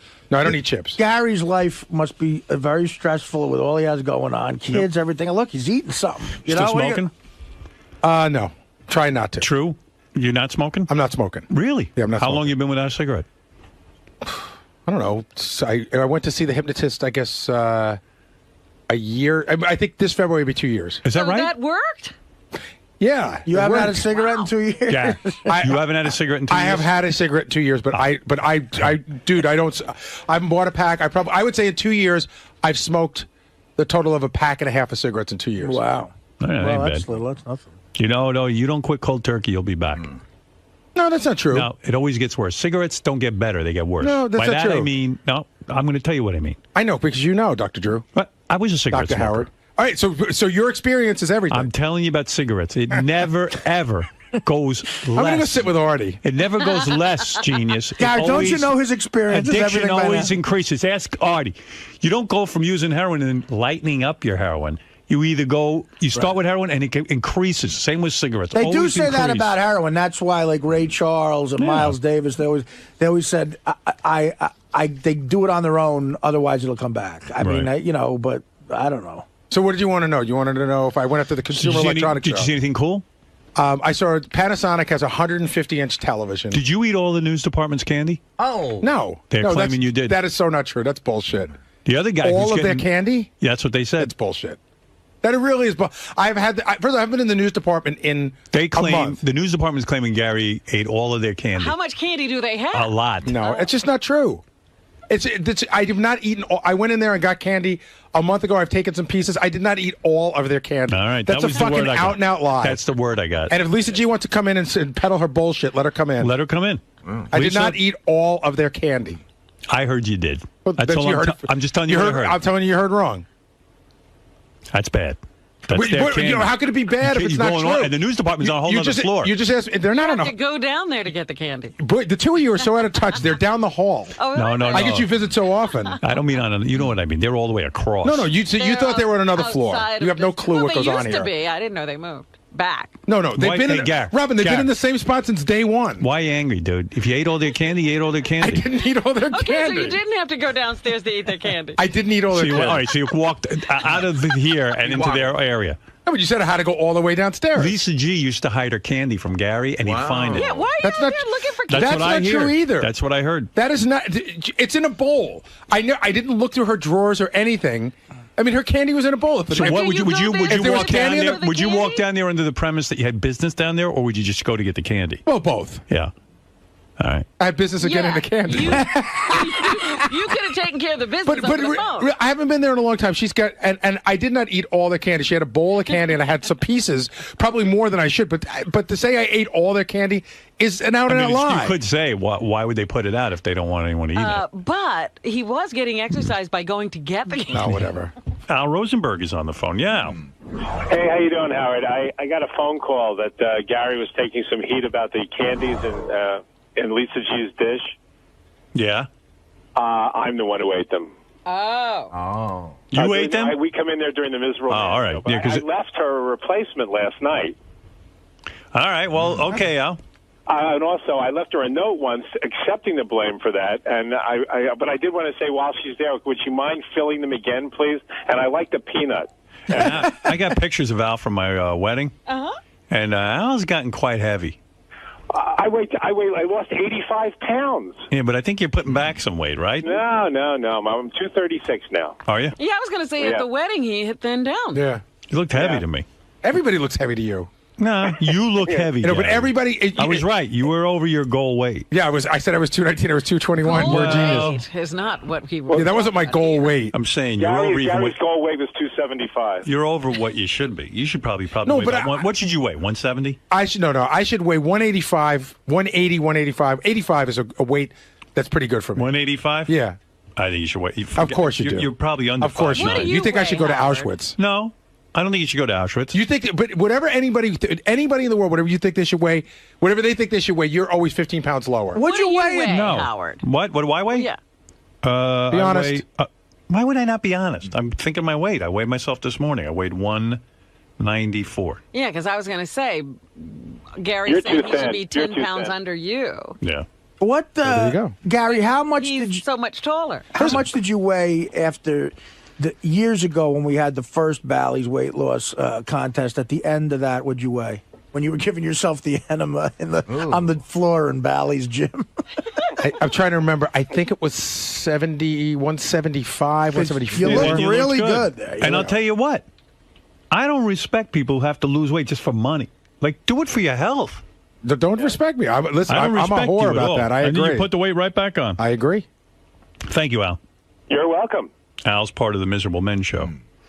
Thank you, Al. It's my man, Al Rosenberg. It's still embarrassing to me that on Bally's rapid weight loss program, I gained 2 pounds. Don't think it is. I was embarrassed for you. All right, so when are you going to play us those AVNs? We'll do that maybe tomorrow or Wednesday? Probably Wednesday. Okay. You know what I weighed at the end of that weight loss contest? I thought it sucked, too. I weighed 214. God, I would kill for that right now. But you know what's great about that? That was the contest where Artie tried really hard to not eat for a day and a half.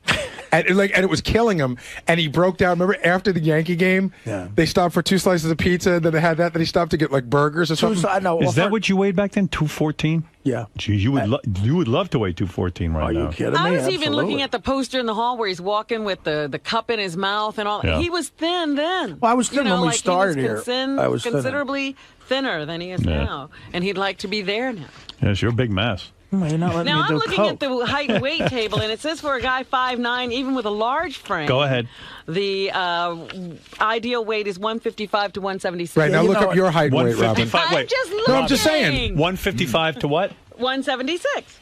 So true. Fuck that. There's no way Gary should be Robin, weighing look up yours and see if you're in there. Because you look great. No, I'm just saying that those charts are fucked. Those charts are from the 50s when people were smaller. I'm telling you. Come on, 150, Gary. a guy 5'9", 155 will look like No, a fucking Artie, I ain't saying string I ain't bean. saying 155, but I'll tell you what, with him, 175 is the right weight. Well, that's what he was at. That's a great weight, but it's a hard weight to maintain. No. I always felt good at You know 185. what you do? Because you take the bottle and the blanket out of your crib, and you say to yourself, I'm a man, I'm going to have 3 meals a day. You see what I just had? I just had a big sandwich. Yeah, I got it. Looked great. Giant sandwich with tuna salad and the whole thing. Tuna fish sandwich. You know it looked good. It's a giant tuna fish sandwich. Yeah, I don't eat tuna fish, all right, but that's whatever okay. you eat. I know some of the stuff from Eat an egg looks salad, great. whatever you like. I don't know. My sandwich from Pump is great, and Howard has it every once in a while. Turkey burger with mozzarella. That's the one I actually recommended. You know what I had last night for dinner? I'm going to tell you what I had last night for dinner. What's that? Big fucking lasagna. But that's it. After the lasagna was over, that's it. But he also jogs a lot. You know what? Oh, yeah, I didn't jog at all yesterday. Yeah, but you would have to. That diet would have to jog, and now you'd gain weight. Okay, you would gain Artie, weight. I haven't run more than a mile in how 3 long? weeks. Still, running a mile and I've lost weight. Running a mile is a mile more than any of us run. All right. That's what I mean. Are you happy with your Are you happy with your weight right now, or do you think you need to lose a couple of pounds? I could probably lose 3 pounds. Wow. See, that's but I almost keep it within 3 to 5 pounds. So you're saying you should be about 190? I should be 190 ideally. Yeah. Ideally. 6'5"? 6'5". 190. That's a great weight. That's Yeah, that's what I got to be. What does the chart say about that, Robin? Wait a minute, let me go back to the chart. Howard's going to be under the chart for sure. Good. Keep me under there. I know when I'm heavy.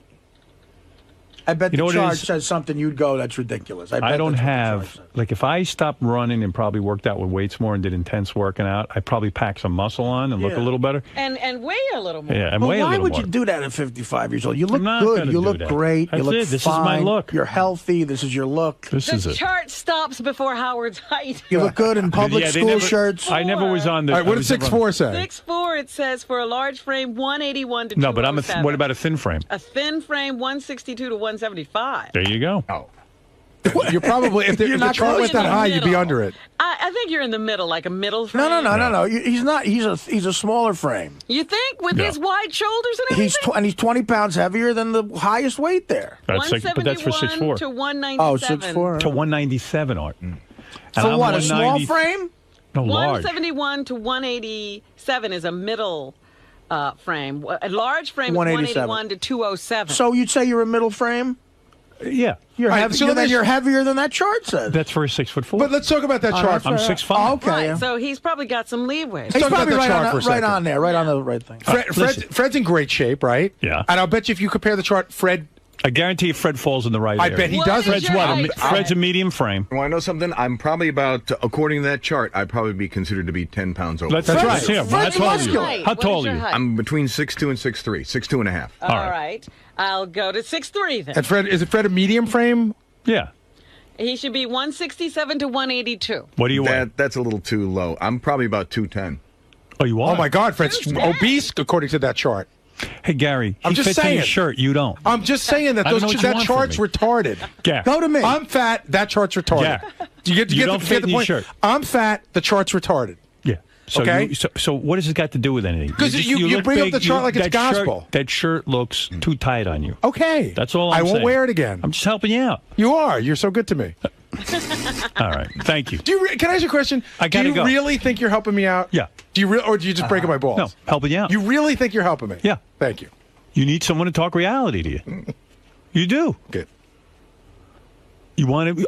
You know what? No, you no, look no, great. please. You look great. The shirt looks great. Wear it every day. I didn't say that I'm either. sorry. Just don't say anything. You look really good. You look nice. You would and rather thin. he not say Hey, anything. my shirt doesn't have a hole in it. You walk in, you got the chins going. I mean, come on, stop it. You don't look good. You're a young man. You got more got chins. I'm not a young kids. man. I'm almost as old as you now. got young kids. Come on, You you can't got jump to him. You're a little Bob bloated. That's all. Oh. All right, thanks, Gary. Yeah, there he is, fresh from his trip to Vegas. Gary Delabate. Gary, Yes. do you think your shirt looks good on you? I don't know. I haven't looked in the mirror. I put it on today. It does feel a little tight. I didn't think it looked like I don't think I look like Richie Balinson, okay? You know what I'm talking about? Yeah, Like, yeah. I don't have the Tim Sabian thing where the buttons are screaming. So, maybe it looks a little... I mean, again, that's him talking. But Artie's right. I do have the thing. It's tight on me, so I feel uncomfortable in it. I've noticed like the picking, like what Howard says. But I guess. do that no matter what. I do that with a regular shirt. But do you I think, do that all the Do you time. think Howard's being a little outrageous, saying like you're so overweight and? Well, I am overweight, but he would, he would have it be like he doesn't know what obese is. He should go travel the Midwest. But that doesn't mean I'm not fat. Yeah. I'm fat. But in Howard's world, I'm at the high end of the spectrum, and I'm just so not. What do you need to lose, you think? Like 20? I need to lose 20, 30, 35 pounds. And he would say you probably need to lose. He thinks I need to lose 45. You definitely know. You know.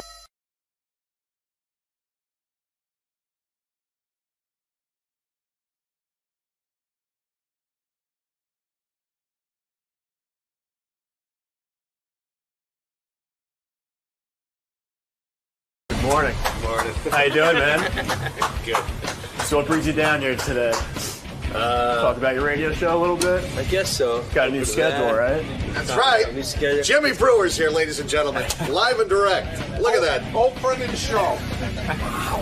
You excited to be back, man? It's been a while. It has been a while. Wow. Boy, once you're in here, you're just on. Right? There is no, hey, sit down, we'll get some coffee, be with you, how's the ride? It's, wow. Put on the monkey suit and rock and roll, baby. Jimmy Brewer is a guy. Of course, everyone knows him from Saturday Night Live. He's a comic. He's a funny guy. And they know him from Sirius Satellite Radio. Jimmy, what is going on now? You're doing one show a week. Is that correct? Fridays only. Fridays only. Fridays only. You went to Sirius at the end of your last contract. You said, look, I need more time to go on the road. I need more time to do stand-up gigs. Right. And they said, okay, let's see if we can work something out. And then it couldn't be worked out? Yeah, I wanted I wanted to be able to bring everything on the road. You wanted the show on the road. Yeah, I thought that would be a ball. Why not? That is a good idea. Like to do it from a club. Yes. That's So you good. get other comics, Live you're in another audience. city, da-da-da-da-da. And the people that surround comedy clubs are usually interesting characters, like, the staff. And, So I thought a whole tour and then Sirius in it would cause a little buzz or whatever, and we'd get something going. Right. That never seemed to... They couldn't get that together? No, I tried that for years, too. I'm like, let's go on tour. And they go, that's a great idea. Right. All right, well, I got some dates lined up. Okay, let's work on it. Well, we're in the third week now. What are we doing? It's hard to get things together, isn't it? Well, this is a big organization. There's a lot of shows being produced. But I get it, too. Yeah, I also get there's, that's not their thing. They're about subscribers. And I get that. Right. I get that. All right. So at the end of the day, yeah, I wanted to get back out there. And so this is good. You have a schedule you like now. Love it. And we still get Jim Brewer on Sirius. Fridays only, XM, Sirius, the whole shebang. On Raw Dog? Raw Dog 104 and XM 150. Look at you. So you're happy. Is it a 4-hour show? 2 hours. 2 hours. Tours and then repeats. Still 4 to 6? Yeah, 4 to 6 and 9 to 11. And the same crew, all the guys are in it? No. Uh-oh. Pete left. Oh, Pete's did he gone? really? Pete left. That was your right-hand guy. That's like if Robin left. Yes, he's very, very funny, but Pete's funny because he was a little hurt that they wouldn't give him a gig here. Okay. So he started stealing shit. So if you're missing... Stealing stuff from here? Yes. So if you're missing... Oh, he's a klepto, absolutely. Wow. Corielli's bad news. What did he take? Oh, he took recording equipment. Wow. I'm sure. Oh, he's taking big time stuff, not pens, huh? As a matter of fact, I had to go to my studio and get out bongos, guitars, because I got an inside tip. He was coming here Saturday to wipe out the place when no one was here. He was angry, and he felt, look, maybe... He felt he put his heart and soul into being here, which he did, I got to say. Yes, I know. He's a I good guy. loved being here. Right. Corielli's a funny motherfucker. He's very funny. He belongs on radio. And a great stand-up. Why can't he do the show with you, the 2-hour show on He Friday? can. He doesn't want anything to do with this building now. He cleaned it out. Did they go to him and say, listen, you can't steal this stuff? Oh, no, they have no clue. They don't even know he wants No, they're not going to know till like 2 months from now. And they're like, where's our main computer system? He's a master. Master. Yeah, yes. So he's out doing He's his... Are Italian. you still friends with him, though? Oh, yeah. I You talk are. to him every day. He's hilarious. So who else is on the show with you? It's just me, and then I bank on guests. Right. And that's really it. I'm going to be doing some bits, characters, talk, and hopefully Pete is eventually going to wean himself back in. Well, he eventually can't he's going do to it. want more tape recorders and stuff. That's right. He's He's going to need more equipment. Sure, he'll come back. And he has nowhere to hide from his wife, so absolutely he's going to have to get out. Well, listen, I guess I'm happy for you if you're happy. I'm that you happy. Like this. Yeah, I'm very happy. Because I was upset for a while that I heard you weren't going to be here, and I got very upset about it. You were one of the original guys. Yes, and I loved it. And I offered, hey, what about 2 weeks on, 2 weeks off, week here, week off, and it's confusing. And I was like, all right, well, whatever. Once a week. Once a week is good. In. Fridays is good. And I mentioned your father earlier. How's he doing? I heard he was... I wanted to bring him in. Yeah, you should have brought him in. How old is he now? You would have a blast with him. Do you put him on your show at all? I bring him on the show. Yeah. I toured with him last year. I'm going to tour with him again this year. He's 85. Really? And he's gotten so old he started shitting his pants. He shits his pants now. Is that the funny thing? It's funny and not funny, Robin. He's I know like you Beetlejuice. It's like your ex-boyfriend. Yeah. And it's the places where it started happening. You know, I brought him out to Zanies. Well, to shit on your pants and Zanies would be a normal thing. Oh, yeah, it's Zanies. Right. No, really, what's going on with you, Dad? Why is he shitting his pants? He's 85. He can't hold his bowels. So I have to... Do you rush him to the toilet, or can he... No, I got to carry around him. Does he feel it Well, coming on? He feels it coming on, but once it's coming on, Robin, you have about 8.3 seconds to find a toilet or get a bucket. I'm not calling your father a thief, but didn't he steal all that from Bob Levy? All that shit in the pants stuff? His last episode, we're in Kentucky, and I'm playing some place in Kentucky, and he's visiting his sister, who he hasn't seen in 4 years. So we're on the riverfront, big tourist spot. Does his sister shit her pants? No, she doesn't shit her pants yet. Okay, go ahead. Although the Brewers do have a history. Once they're over 84, they shit their pants. They start to shit their pants. Oh, bets are off. And a woman shitting her pants is a novelty. But you were telling a story. You said you were over. Where were you again? We're in Kentucky. Yeah. And we're right on the riverfront. People taking pictures of the river, and all of a sudden he goes, "Oh no, I gotta shit." I said, "All right, relax." I tell his sister immediately, "Listen, we got to go right now." We started heading for. He can't walk fast. Right. He shuffles. No, he's old. Yeah. We made it maybe 5 feet. Right. And he dumps it all right in his pants. Oh. So now I gotta. What do you do? Well, you start dry heaving is what you do. So you're trying to hold it in. Right. It's funny, but it's not funny. I feel bad for him. Do you love the old man? Oh, I love him to death. You do. I love him to death. So I got to hover behind him. I had to get him in this little Irish pub. And as we're walking in, the place is packed. packed. It's like 5 o'clock dinner hour. People going, what the fuck is that smell? They're staring at 3-year-olds like, that 3-year-old shit himself.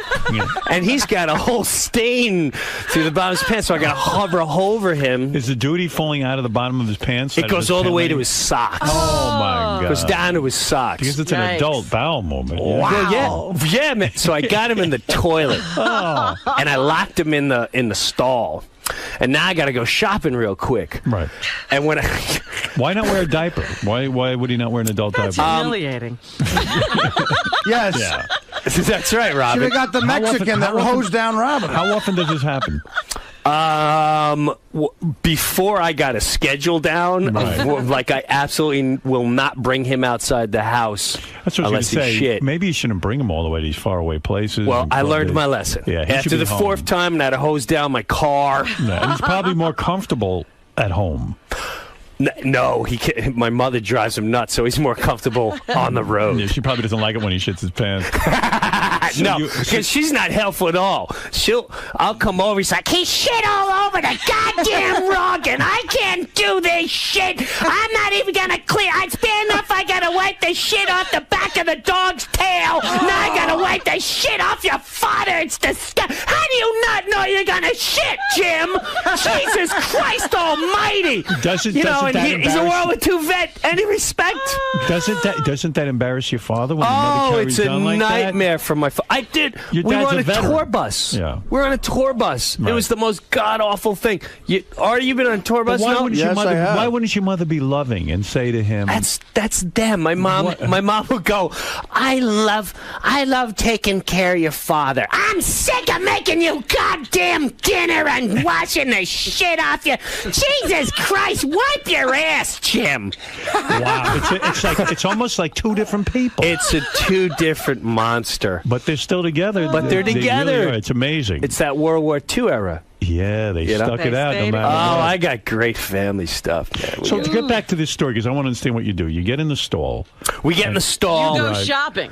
I go shopping. What does your old man do while you're shopping? He's stuck in the stall. I said, don't touch anything. Right. Don't take your clothes off, because he'll try taking them off and he can't keep his balance. So it's like a little kid in a crib, he starts rubbing up against the stall, and now it's all over. Is he sorry? Does he say he feels awful. He does. Yeah, I feel bad for that. I mean, he needs his dignity. He's completely degraded, and you hit it, Howard. But he's killing.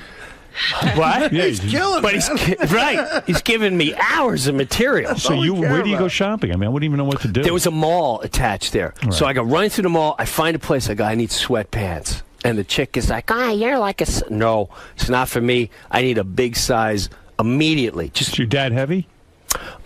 He's like one. He's got one of them beer guts. Okay, yeah. Oh, and I know where you are. Are you right on the river? Like Cincinnati's right across the river there Yes. in Kentucky? I've played there before. Yeah. Dad is standing in a stall in a He's in a stall in an while Irish you're pub. shopping. Yeah, so I get the sweatpants.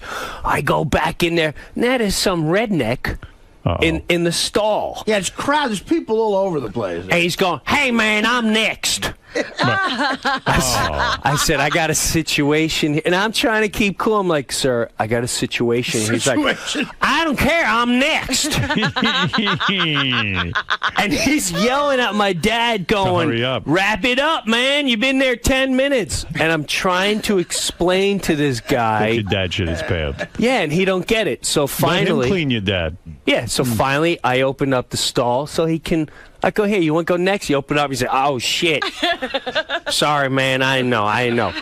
Now he laughs. Whoa, he's like, whoa, you got a situation. Man. You got yourself a situation. It's almost like, thank God you have patience. It's almost like being with a little kid. It is being with a little kid. It's being with a little kid. But I didn't want... Is that hard for you to see your dad in that kind of condition, that kind of shape, you know? At first it was. Right. But now I make joke of it. I think the first time I said, Dad, I'm really sorry, but I'm going to talk about this on stage. And he's like, don't do that. Jesus Christ, I don't want everyone talking about me shitting myself. I said, For all you know, there may be millions of people out there who do that. Ah, yeah, I'm sure there's millions of people who shit themselves. So when you went into the store with the sweatpants, now you have to take your father's pants off. Yes. You take them off, and there's just shit all over his legs. All over his legs, his socks. What do you clean it up with? Towels? I go to paper towels, and I start put in the sink, and I get all that. But my biggest worry is people finding out. And the redneck went out. He must have told his family. Right. He tells the front desk there's a situation. Right. So, me not knowing this, I finally clean him up. I get his sweatpants on. Now, the part I'm leaving out is I must have dry heaved 1,000 times. And I can't hold back. I mean, while I'm cleaning him, I'm like... And the more I dry heave, the more he's like, all right, Jesus Christ, that's enough. I'm like, I can't. I just think about it, I get sick. It's awful. Wow. So I finally get his clothes on. Now I got the stuff in the bag. Oh, so I got a bag. Sweatpants fit? Oh yeah, sweatpants fit, but I got all funny on them. Dirty. They look ridiculous. Got his shoes because they're too big and they're really baggy. He has his shoes and he's big, ridiculous. I forgot to buy him underwear. You're a famous guy. You've been on Saturday Night Live. Yes. All these people recognize you. You've been around. I mean, Jesus Christ. So I tie the bag. I stick it in the garbage. We go walking out, and there's a crowd waiting for us. Oh, no. Oh. And they're all like, can we have a picture with the goat man? Oh, no. And no goat man. Yeah, and they're like, yeah, sure. But at the same time, there's a little bit of a lingering smell, so I just want to ship him out as quick. You're a goat. Yeah. Just say, hey, goat man and shit boy. That's right. That's right. On tour, goat man and shit boy. They still bug you about the goat man. Everyone loves goat man. They love the goat. Everyone loves the goat. They love it. They travel for out. Thank God I wasn't a donkey boy or something. I mean, you could have just built the whole life as goat man. I could have done movie series. Yeah, there you go. Why was it ever goat man movie? Seriously. Well, I think for many reasons. I don't know if you can handle that for 2 hours. I could handle it. I love it. I love when you're the goat man. And really the goat thing was just Tourette's. That's all it is. A guy with Tourette's. You're right. It's like, hey man, let me get a. That's all it is. Did you start doing that in your stand-up act before Saturday Night Live? Well, not that No, I didn't do it in stand-up. I used to talk about getting stoned, going to the zoo, staring at goats. Because I used to love doing. One of the things I used to love doing was getting stoned and walking around a zoo. And I would go to the gorillas because I love, and I would cry. Eventually, I would cry, and people think I was creepy. That's when you got to get weed out of your life. Right. And I'm like, fucking gorilla, he doesn't have his family, man. He's just sitting there, he's got nothing to do. It it's looks like a fucking person. Slavery. Yeah. Yeah. So then I would stare at the giraffes, like, that's a fucking dinosaur. Does anyone get it? So. Right, it's a living dinosaur with that long neck. Yes. Right. So, I thought I was the only one on this plane of evolution here, and then I would go the goats, and I would laugh. I'd get really high and just stare at the goats, and the more they, the harder I would laugh. Like, people must have thought I was a freak show because I was just sitting there baking. Like, who makes fucking noise like that? Fucking hilarious.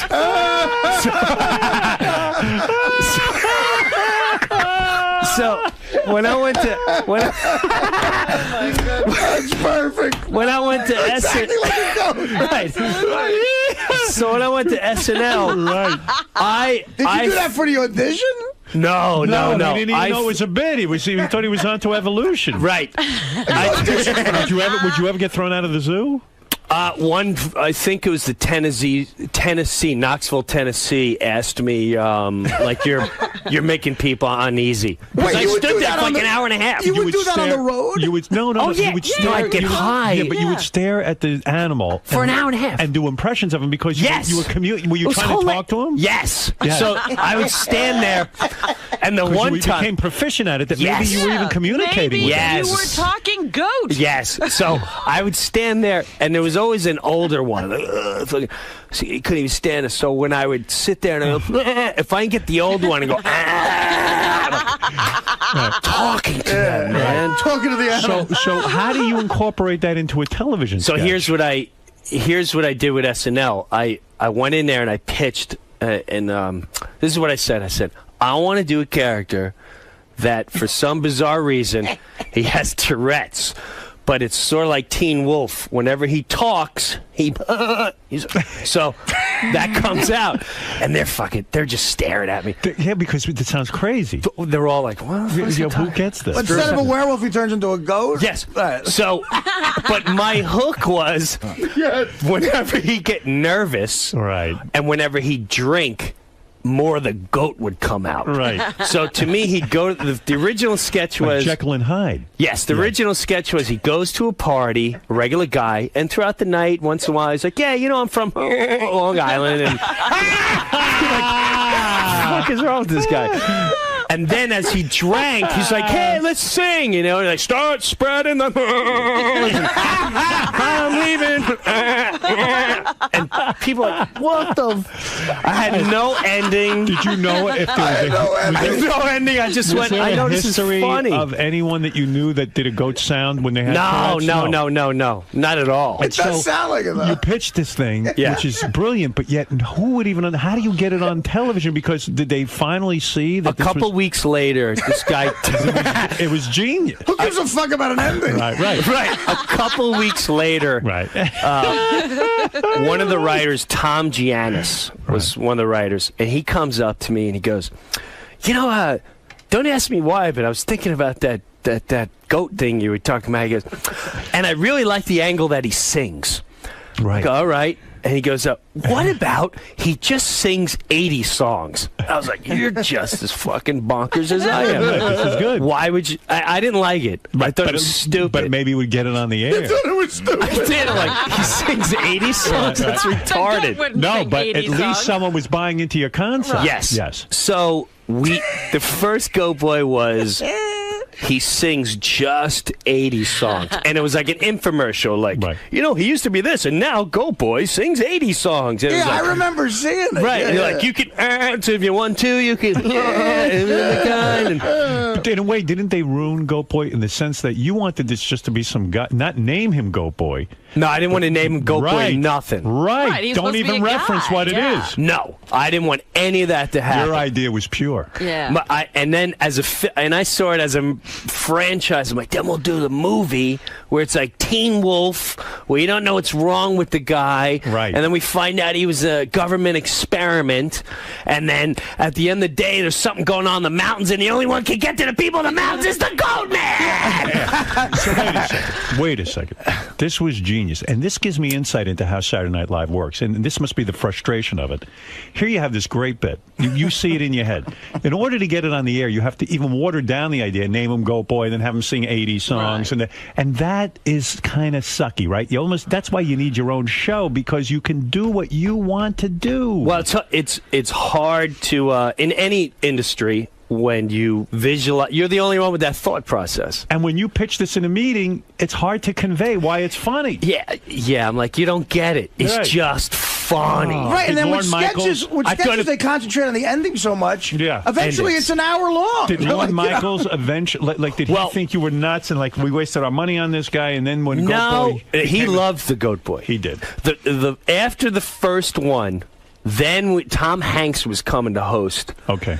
And this was like the beginning of the second season. And that was when that guy came back. He's like, let's give Goat Boy his own talk show. And he hosts the 80s. I'm like, 80? What the why can't we let go of the 80s? Yeah. What is he good? And he had a bizarre thought process. He's like, I just think it's funny that he just hosts 80s. This is hilarious. And he's on VH1. And it's not funny. Well, but people freaking... And what that did was allow guests to come in and be like, oh, I want to dress up as so-and-so from the 80s. Right. And so as much as I was like, It works though. But you know what? The and sound he was like, it did work. The sound is so funny though. You could do it. It would work in anything. I like Goat Boy just being a guy with Tourette's and having to get through life and ask So girls funny. out. And all Right. that His other original stuff. idea is edgy. It's edgier first of all, and it's funnier. If you had a real Tourette's I didn't want the goat on his face and all that. Yeah, and the hair. I didn't want all that. If you were going to ask Robin out and you had this Hilarious. you'd be funny. You'd be like Robin, I think you're very very attractive, and I think we can. It's hilarious. So this is all good. I like what you're saying. I mean, yeah, I'm going to tour. It's going to be the Jim Brew presents the Family Man tour. Will you I'm going to bring show your dad? videos. Will Oh we yeah, get to- yeah. Your dad will be there. You could see him when you go on the website. There's a whole road journal of me on tour with him, and he might shit his pants at the show. He might shit his. You know what? Why not just stop feeding him? If you're lucky. Why don't you stop feeding him? That's what we said to do with Beetlejuice. Don't feed him. Well, maybe it's like, you have this special routine with Bianca, so you know when she's going to go. That's true. So you put him on a schedule. He's tough to put on a now schedule. he's on a schedule. So take a few phone calls from your fans, please. Sure. John, go ahead in Orlando for Jim Brewer. Jim, of course, does his own show here at Sirius Satellite Radio. And he's doing a solo thing at Sirius now. The rest of the guys left, but don't worry, they got paid in equipment. Hey, Jim, big fan. What's going on, buddy? How are you, Johnny? Howard, you got to have Jim tell the story about when he called a bomb threat into Sears in Valley Stream. What? What are you talking about? You were. I hope this is when you were a kid, right? Yeah. This is when I was about 18, 19. What happened was Were you a bad kid? Were you? No. I was a nice class clown. Seems to me though you're a very wild guy. You know? You're a little out of your mind. I really was the back classroom class clown. I wouldn't go to the point where cops would get involved or someone would get hurt. Did the teachers dislike you because you were a pain in the ass? They're just trying to do their job, and you're back there making jokes and at their expense and all this stuff. I would never get caught, though. You wouldn't. They didn't know it was I'd you? be like, what are you talking about? I'm doing my work. And so you must have known you were going to be a comic your whole life almost. I knew since about 6th grade. Steve Martin, Let's Get Small, was the first record I heard. And he did a whole section on farting. And 6th grade, I'm like, this is the greatest bit I've ever heard in my life. We're probably the exact same age, and I can remember with my friend, this kid Mike Sienna, listening to that exact album. I know the whole album still. At the age of 12, and just like laughing so fucking Steve Martin's hard. the guy, right? I mean, Steve Martin was my first original guy. Then came Pryor. Right.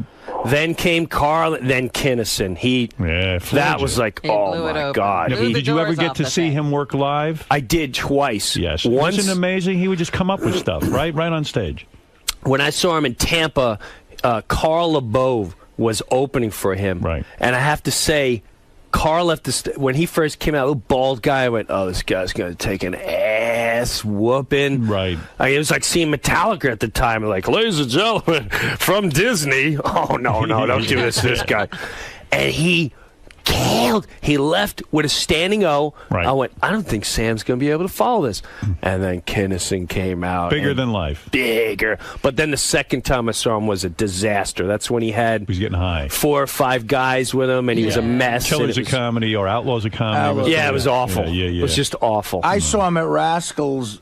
It's actually, you might even remember this day. He was on your show drinking. Uh-oh. Promoted Rascals in Jersey, and I listened to the whole show. God, that was I was great. working like construction at the time, and I went to Rascals, me and my buddies, and he fallen off the stage drunk. Yeah, those were he bad. didn't finish. Well, I saw him in Westbury one time, and I was backstage with him, and he was funny for the first show, and by the second show, he was blasted, so that was it. He was done. What about, so you were saying you called in a bomb threat to Sears? What happened was... Valley Stream, of all places. The nice class clown? Yeah, let's hear how you were No. Yeah. This is overblown, and that's why I got so Explain mad. yourself, yeah. First of all, I need to set up my brothers are cops, especially back then. I had one in the 5th in Valley Stream. I had one in Manhattan. So I was hooked up with my PBA cards. Right. With that to say. I'm working at Sears, and no matter where I worked, I always, let's have fun while we're here. I don't want to mope around. Why make it a bad thing? Why make this a bad thing? Right. So we worked in the paint department, and right next to Valley Stream Sears, and the next part was hardware, non-commissioned hardware. I need to say that. Right. Because if you take your job too seriously and non-commissioned, you're a joke. Right. So we would go there, and there was this new guy in hardware, and he's in his 30s at least. So we're kids, and we go in there and we mess up their stuff. We take their power tools and we put them in another shelf. And you're kind of a douchebag then if you're 30 and you're still in non-commissioned hardware? Not a douchebag. You're right. just off. You're off a little bit. Okay, what are you doing? You're off. You got someone pregnant, something going down at home. You should not be at Sears hardware after 30. Right. Case closed. Right. So it's not even worth the benefits. I don't want to hear it. All right. So this guy's down there, and one of our paint guys comes out. He's like, oh, the new guy just kicked me out of his department. Well, oh, really? At the time, we had a crisis. This tells you how long ago. We had a crisis with Libya. Right. Muammar Gaddafi. Sure, I remember. And he shot 6 missiles at one of our planes and missed, and then we went and bombed him. And all right. Yeah. So with that, I call up, as God is my witness. He picks up the phone. I'm staring at him. I said, hello, this is Muammar Gaddafi. And the guy's like, who's this? This is Muammar Gaddafi. How do you sell that, sir? How do you spell that, sir? Yeah. What the fuck is wrong with this guy? I go, Muammar Gaddafi, a leader of Libya. He goes, okay. I go, I just sent 6 Libyan missiles to hit the hardware department in Sears Valley Stream. And he goes, what did you say? I sent 6 Libyan missiles to hit the hardware department. And I couldn't believe that this jackass was taking us down as information. Just the hardware department you're going to hit Just with. the hardware department. So, and I even ended with like, long live paint department. Yeah. So I hang up. Oh, so it's from the paint department. Yes. Right. Long live the paint department. So I leave. I swear to God, I leave. We go to the break room. Me and my friend, we're hanging out. I come back through the swinging doors. There's nobody around. Like, there's no workers. There's no. Oh my God. There's no people. Like, what happened? What the fuck is going on?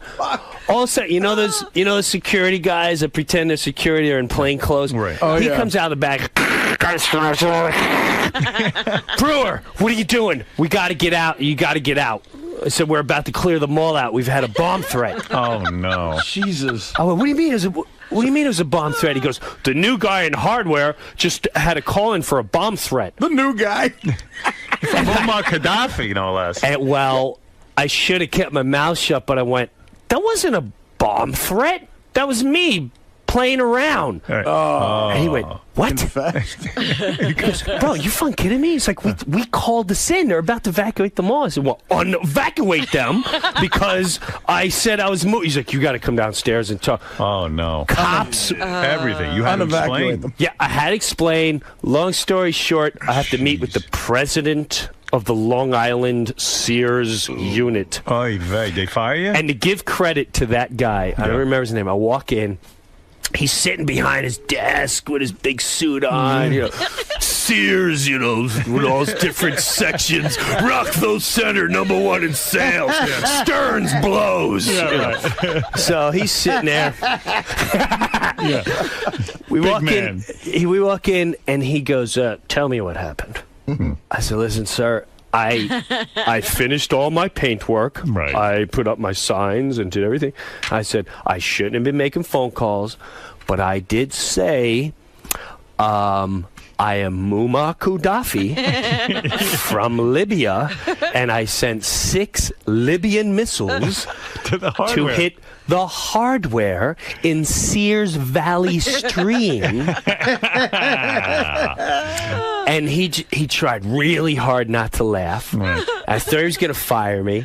And he goes, why don't you spend more time off the phone? And I said, why didn't you spend more time not hiring dummies like that. And we both cracked up, and it was over. Wow. That was the whole... Look at you. Wow. You got out. Bomb thing. You see? Absolutely. Oh, my God. The new guy in hardware says Muammar Gaddafi's in the paint department. You know, if this happened now, you'd probably be you'd be waterboarded at Gitmo. I'd be in bad trouble right now. I didn't even know where you were. Right. This is Osama bin Laden.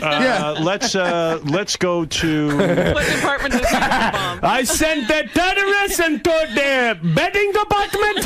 How are you doing with other comic stars? Sometimes you have rivalries. I remember one time you were on the show and you didn't like David Spade for a while. I don't know. No. Remember? And you said it was impossible that he was dating Heather Locklear? I didn't buy that. I thought that was all said weird. that. I thought that was, I never said I didn't like David. I like David. You do like David. I said when I first was on SNL, it was difficult. He was a little punky to me. You got it. That's right. You did say that. You're right. And then I called his shot, and then he was cool. Let's go to Jimmy in Westchester. Go ahead, Jimmy. Hey now. Hey now. Here, everybody. Hey, listen, Brewer is just hysterical. Back in, like, 97, I was, trying to do stand-up, and I was doing open mic nights, and I went to, I think it was the comic strip. And, always the headliners go on first, so he goes up and fucking rocks it, and it's hysterical. Like, blew me away. I wasn't even really a fan of his back then. I didn't really watch SNL. And fucking blew me away, and I was like, "Fuck this! I can never be." Well, you got out of comedy after that, huh?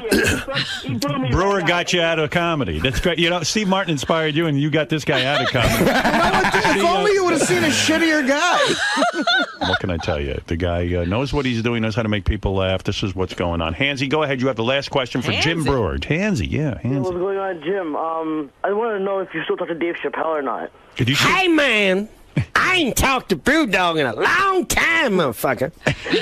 I put him in the movie Half-Baked because he looked fucked up.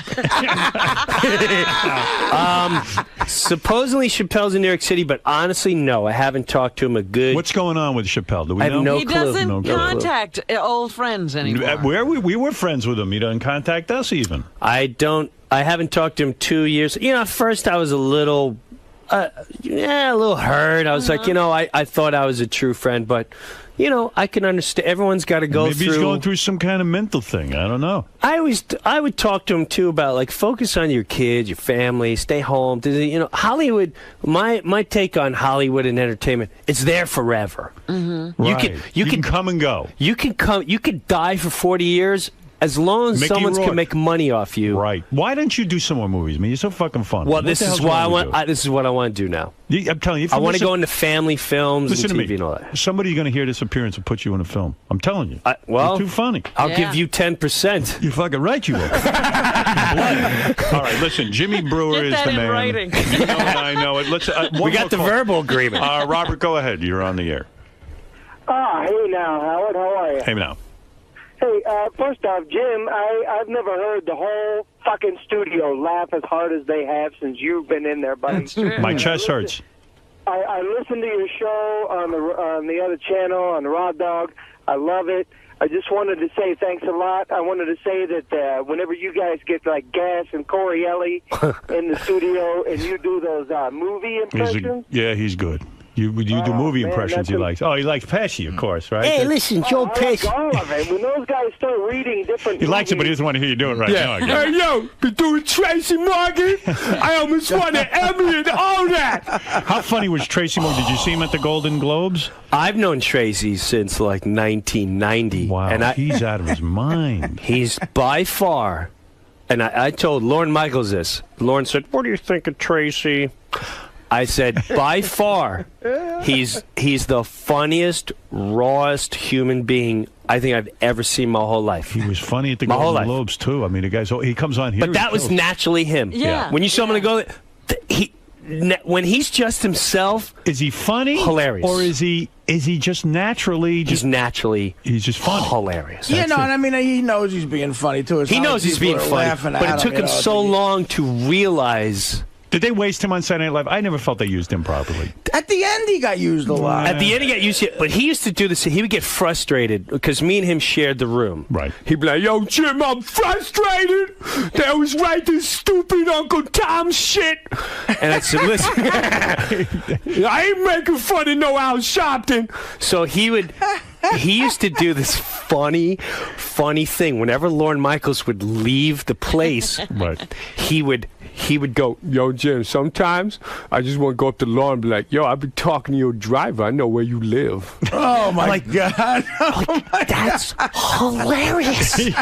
Yeah. I go, you should do a whole series, like little minute sketches of like going in the elevator with him. Right. And just an uncomfortable moment between you and Lauren. I'm like, how's it going on 32 court? You know, I seen you walking your dog yesterday. Always make them uncomfortable. Would they never do anything like a candid camera sort of thing where Tracy could have actually gone up and done that weird shit to Lawrence? Oh, I'm sure they could have. That would have been funny. Hilarious. You would have got Tracy getting fired on tape. Right. No, it would have been hilarious. I think he still didn't have the confidence enough to do something like that. I still think back to the bit you did when the actual Joe Pesci and Robert De Niro came on. That had to be the highlight of your career, right? On Saturday Night Live. Was by far the highlight. You ever hear from Pesci? No. Nothing. Someone told me he's dating Angie Everhart now. Well, I don't think that's still going on. It's not. They ended it? No, that's not good. I ain't got time for that fucking board. You don't? Why not? I ain't got time. I like golfing. I like doing stuff like that. But she's a good-looking woman. Hey, listen. Don't worry about me and good-looking broads. You can get I tons get of who them? the fuck I want. Yeah? Snap my finger, throw some cash. Yeah. You can I get show into them it. Goodfellas. Show's over. If you show a girl Goodfellas, right away they want to have sex with you. Absolutely. And you give it to them hard and Did you fast? see Casino? I saw it. Of course. Come on. You were terrific at I was it. an animal. And I Fucking gotta- animal. When you bang a I broad... supported De Niro the whole time. Sharon Stone couldn't get off my fucking noggin. My noggin. All right, listen.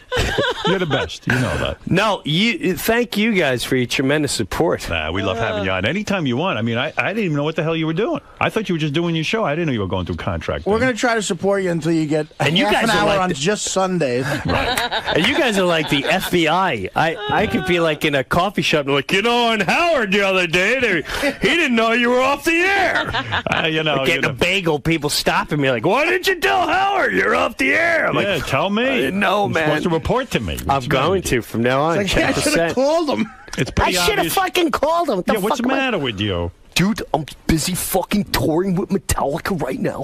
He does You did Lars. He does No Lars. one does Lars. Dude, let me tell you something. This great fucking tour. We've got this whole laser light show. And How are you and James Hetfield going? James, he's got his family thing, and that's all cool, but it's not fucking rock. You're the only real rocker there. Yeah, dude. Like, I remember this one time when I was hanging out with Brew, and he got upset because I fucking... You won't use keyboards in your music, right? You're a purist that way, aren't you? Dude, I don't like keyboards. Cliff would have never enjoyed that, and I think it's totally against what we do. I mean, if we want to become Eminem, that's fine.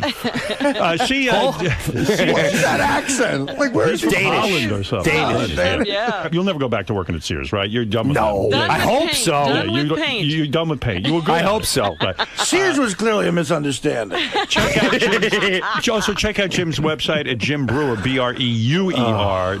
Jim, thanks for coming. Thank you. Thanks. Kidding me? Thank you, guys. I mean, it's an honor. It's an honor to have you. It was our It's an honor to be here. All right, we'll be Oh, back my. right after these words. Jim, how'd it go, man? That was fun. That was a lot of fun. Dude, it sounds like things are going pretty well for you. You got a new schedule. Going back on the road. Schedule, a little tour, going back on the road, getting some family entertainment. Dude, next time you got to bring your dad. I'm definitely bringing my dad. Right before I go on tour, without a doubt, I'm bringing my dad. Howard would love my dad.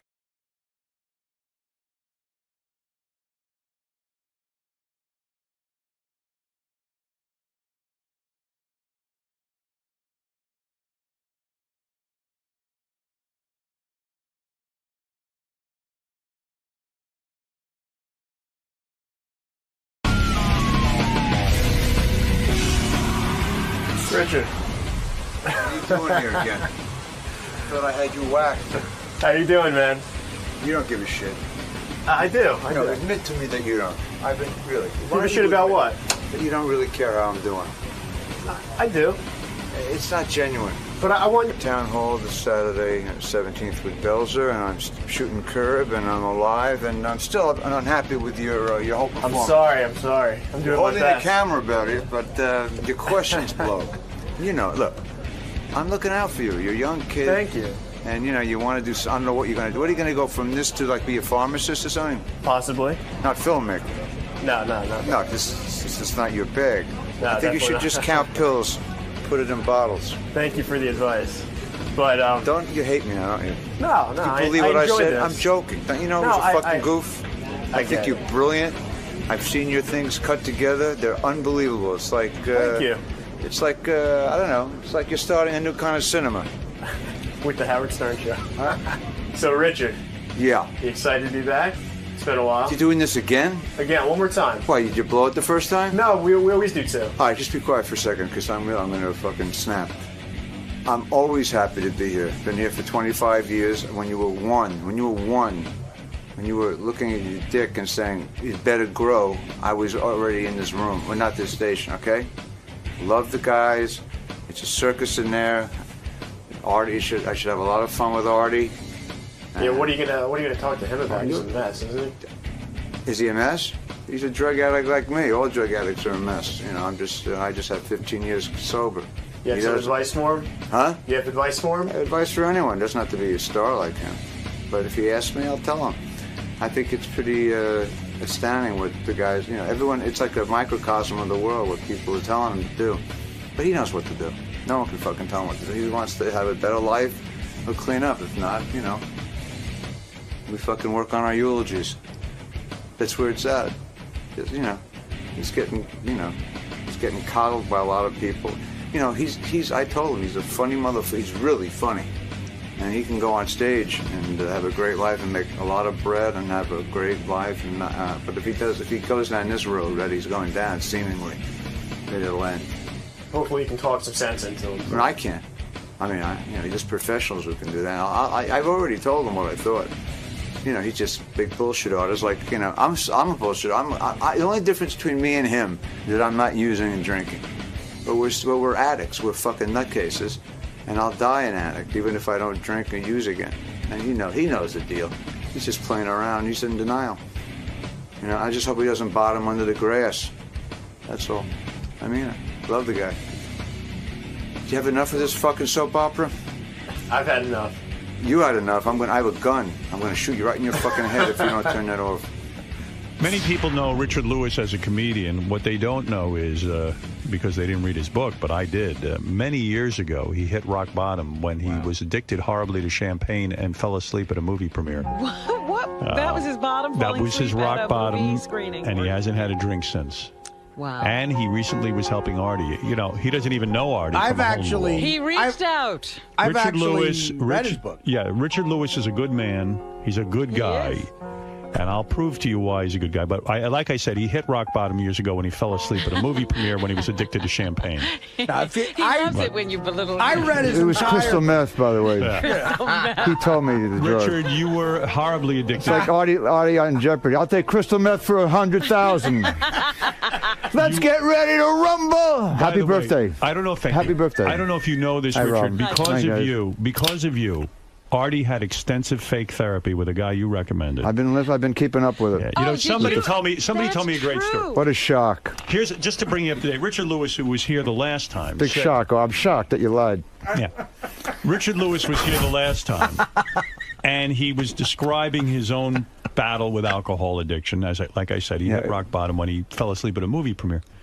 And he was he blacked out. No. He blacked out, yeah. Hey, what about going out with a woman who I know now for 4 months and not remembering anything about it? That's a little more than champagne. I know you want to keep going with the champagne shit, fine, Howard, but no, it's you were crazy. addicted to champagne, am I correct? No, I was addicted to every drug except I didn't do any heroin or hallucinogens. His book is crazy. It's good, but I read the whole thing, me and my sister, and we were comparing notes. It's a compelling book. He was out of control. I know. He fell asleep at a movie premiere. I read it. So He listen. drank a whole bottle of champagne. He drank a whole bottle of champagne. It was completely insane. I wish that's all it was. Most Jews don't drink like that. Now, most Jews have 1-2 drinks a year. That's so not true. I buried a lot of drunk Jews. I want to tell this story because it's about you as a good Samaritan.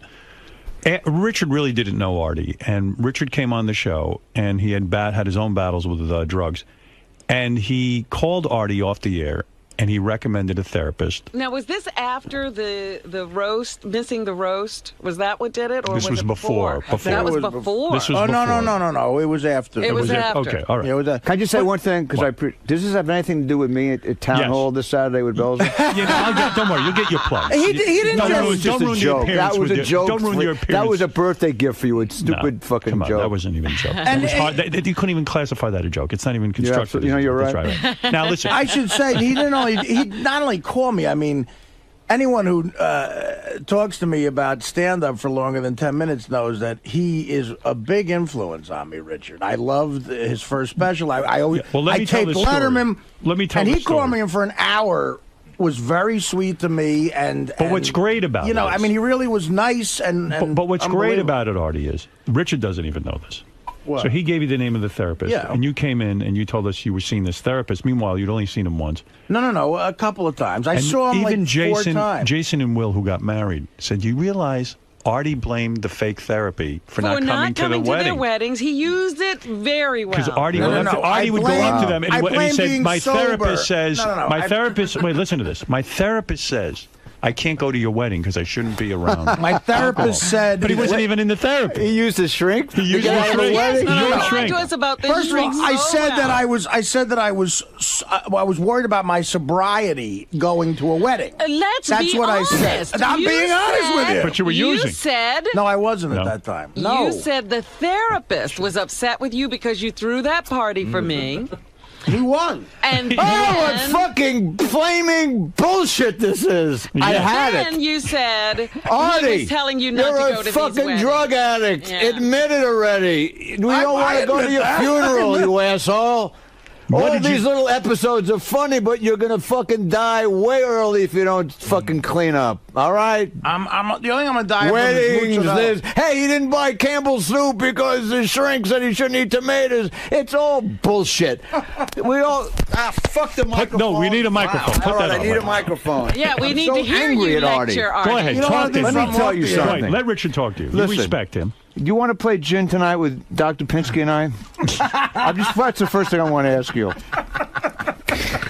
Richard. Artie, I was listening to a show the other night, and after the show, they interview everyone here on the show. Right. It's exactly what happened to me. Everyone has the right. Howard has his spin on it. Hey, he keeps the comedy intact. He says, "Hey, I have no problems with Artie doing it. He's don't. great on the show." But yeah. And it's true. Some people say, let him do what he fucking wants to do. Robin is far more right in terms of what I know about being a drug addict. Right. She knows that you're fucking on a death fucking wish.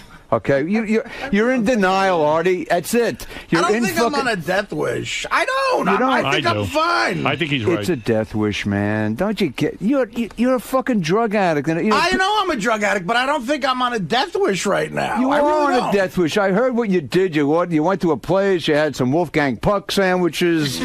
I wish. You jerked off. That would've been great. You had some wheat juice, You had and hookers. then you jerked off again. And I didn't you have had hookers. pizza with fucking peanut butter on it. It's all bullshit. I mean, you can't bullshit another drug addict. You might bullshit your Did fans. you lie a lot too, Richard? Were I you lied for 20 years. Wow. I had to go for a knee operation, and two of the people that broke down my door and had my intervention, they said, we're best friends. And then my sister came up and the whole 9 yards. I was at the old Ritz-Carlton. Right. And Brenner and everybody. They called me up. They said, we're never going to see you again. You're going to die, and we can't. And If you're like, you don't "You help should've been yourself, good." we're out of your fucking life. What got you to listen? Huh? What got you to listen? Like, how do you get through to an Artie? I mean, Well, what got me? I was speaking to Robin before. I said what got me to listen. I did write about this. I was holed up in my house. I was totally depressed.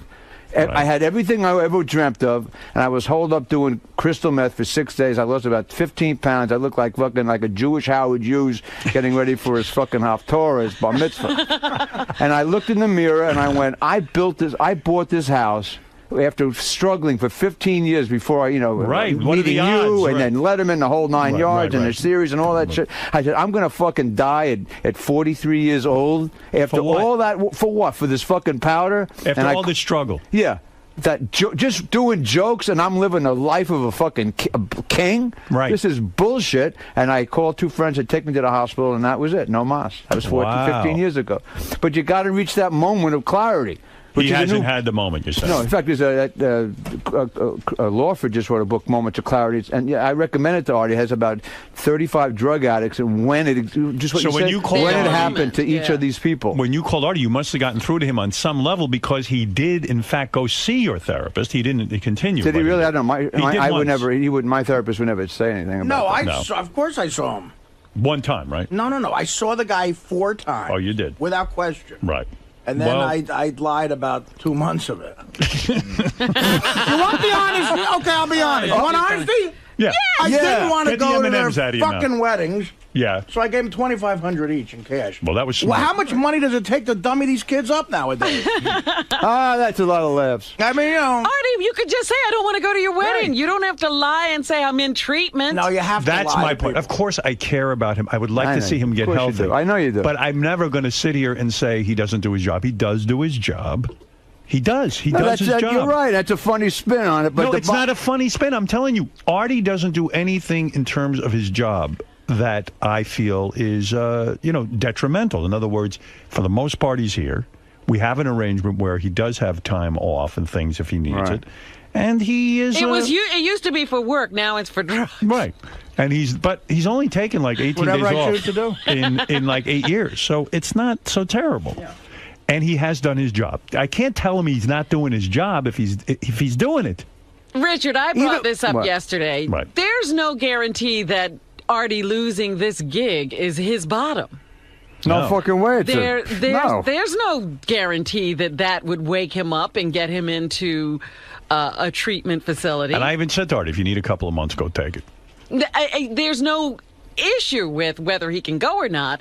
The point is, whether he's here or not does not mean Artie's going to wake up and say, I need to do something because I just lost that job. Something dawns on me as Richard was speaking. Maybe we don't have big enough names at his intervention at Artie's. You had Brenner. Who else was at your intervention? It sounds like you had some big names. I didn't have huge names. I had a lot of close friends, and then people calling the room saying, "You're a dead man. We're not going to be. We're out of your life." A lot of your problems, and I'm being serious. I'm not trying to make jokes, No, but I don't a lot of your problems about your your mother. I mean, I know you used to have violent reaction when she would call in. And, that's because she was neurotic and we didn't get along. That's all. Are you speaking with her at all? Is she dead? She's way dead. Oh, she is. Yeah. Has that helped you in a sense? I mean.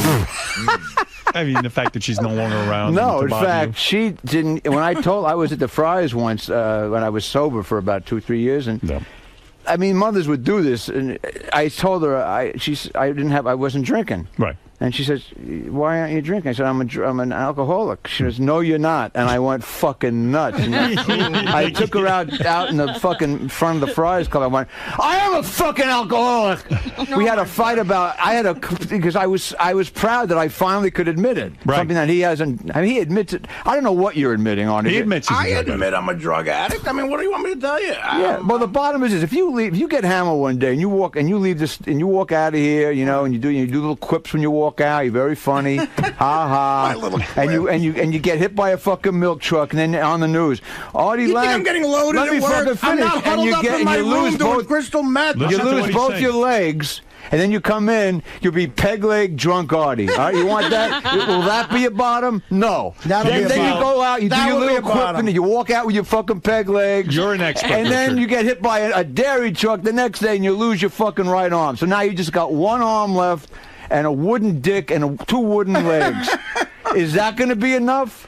In other words, you're saying, are you waiting for rock bottom? Only he knows. Right. All you guys are right. Everyone has the right spin. Do you think I'm getting high at work? I don't get high at work. I'm not. See that? You're not even listening to me. No, everyone here has the right attitude. It's none of their fucking business but yours. It's your life. Right, I understand. Well, so you're why fucking are we it up. having this discussion? Why do you think he does it? Huh? Why do you think he does it? Because we're addicts. And No, but what is it? Why? Is it from the father, the mother? Well, here's one thing. When I had spoken to him, and I told him that, and you've heard this is historically like Chris Farley. Right. Chris Farley, and it's been well documented. I mean, he idolized Belushi. Right. And anything short of living that lifestyle, crash and burn. Felt disingenuous.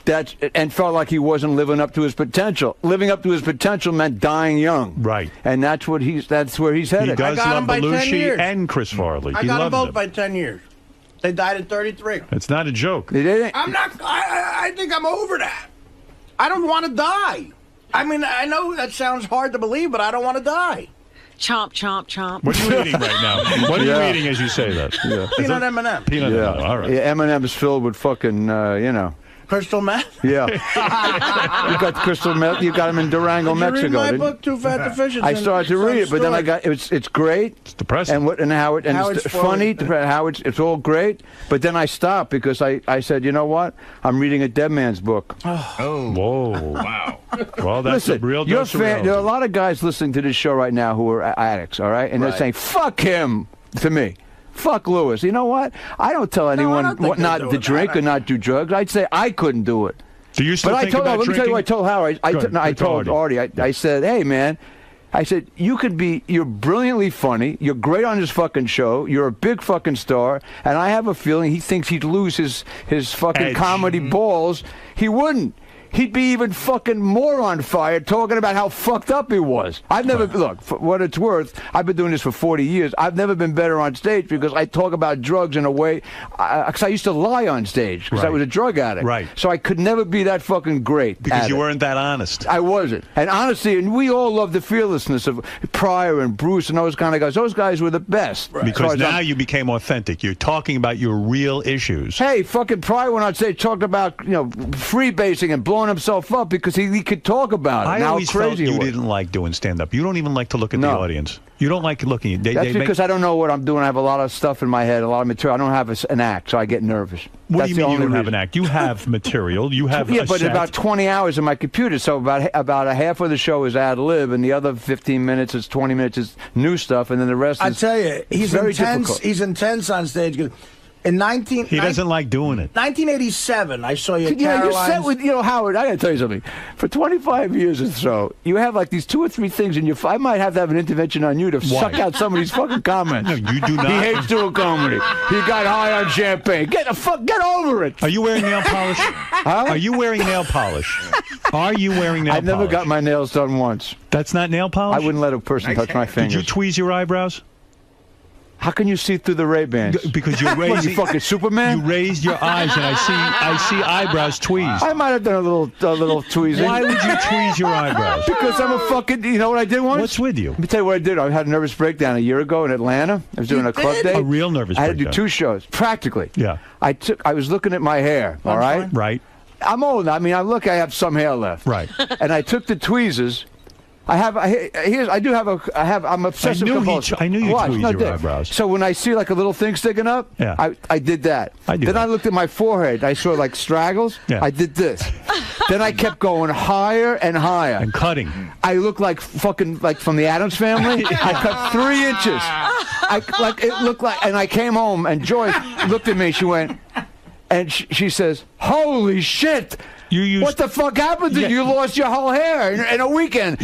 So she called. She got online. She like Gango hats that cat wears. Yeah, Kango hats. She called. She says she called like in a panic. I never saw my wife panic ever like this. She says the guy's waiting for you down at the mall in La Cienega. He has 4 black Gango. You can't. And then she called a doctor. You have 6 months. You got to wear the hat for 6. She wouldn't go out with me for 6 months. You used to have beautiful eyebrows. One thing I tell Robin. No, in private, I don't like when you look great. Richard Lewis had such nice eyebrows. You don't. How about the nostril? You don't clip that? I got it. So what's the difference between clipping nostril hair? I clip the eyebrows. What about the groin? If you start I shave it down, but I never do it right. You do a groin thing? It looks horrible. Do you shave your bush? Isn't it? You shave your bush a little? I even it out. You do. I do a little bush evening. Yeah, me too. Don't be embarrassed. I'm not, but the hair you do thing. the eyebrows too much, you look like a tranny.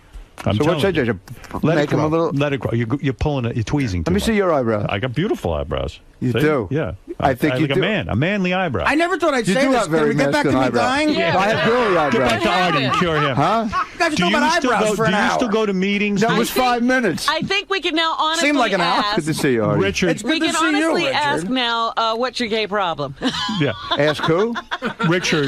He's not gay. He's not gay. It's a serious reference. It's the references to your Richard, Why? Conversation about eyebrows. There was something I wanted to say to you about wrapping up this Artie thing. Want me to go out and come in again? Let's wrap it up. No. Hey, fuck you. Let's wrap up the Artie thing and get to your material about that.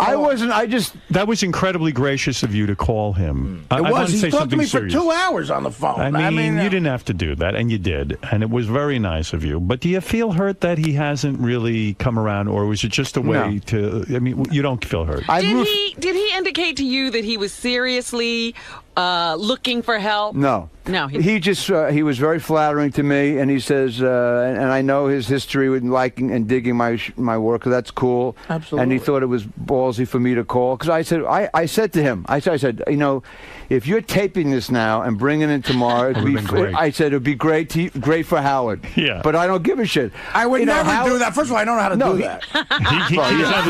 He's technically he's beyond Tinker Toy time with this fucking guy. Oh, I'm sorry. What are you, Edison or something? Do you still go to meetings? Can I use that? Do you still go to meetings? Huh? Do you still go to meetings? Hey, how are you? Hey, what are you, Edison? Good night. Do you still go to meetings? Huh? It's yours. I go to 12-step meetings. I go to shrinks. I meditate. I do everything I can to not to drink or do you still have the desire to drink? Do you ever think about it? No, because it's a no. It's a no. Luckily, I don't have the cravings. Your life is better now. Never been better. Well, let me ask you this: how I got to that place with cocaine? I seriously got to that place with. But Artie, there's a million other drugs. Yeah, I know, but keep saying that. Dig this. How about this? I was thinking about this. You guys keep saying all this stuff.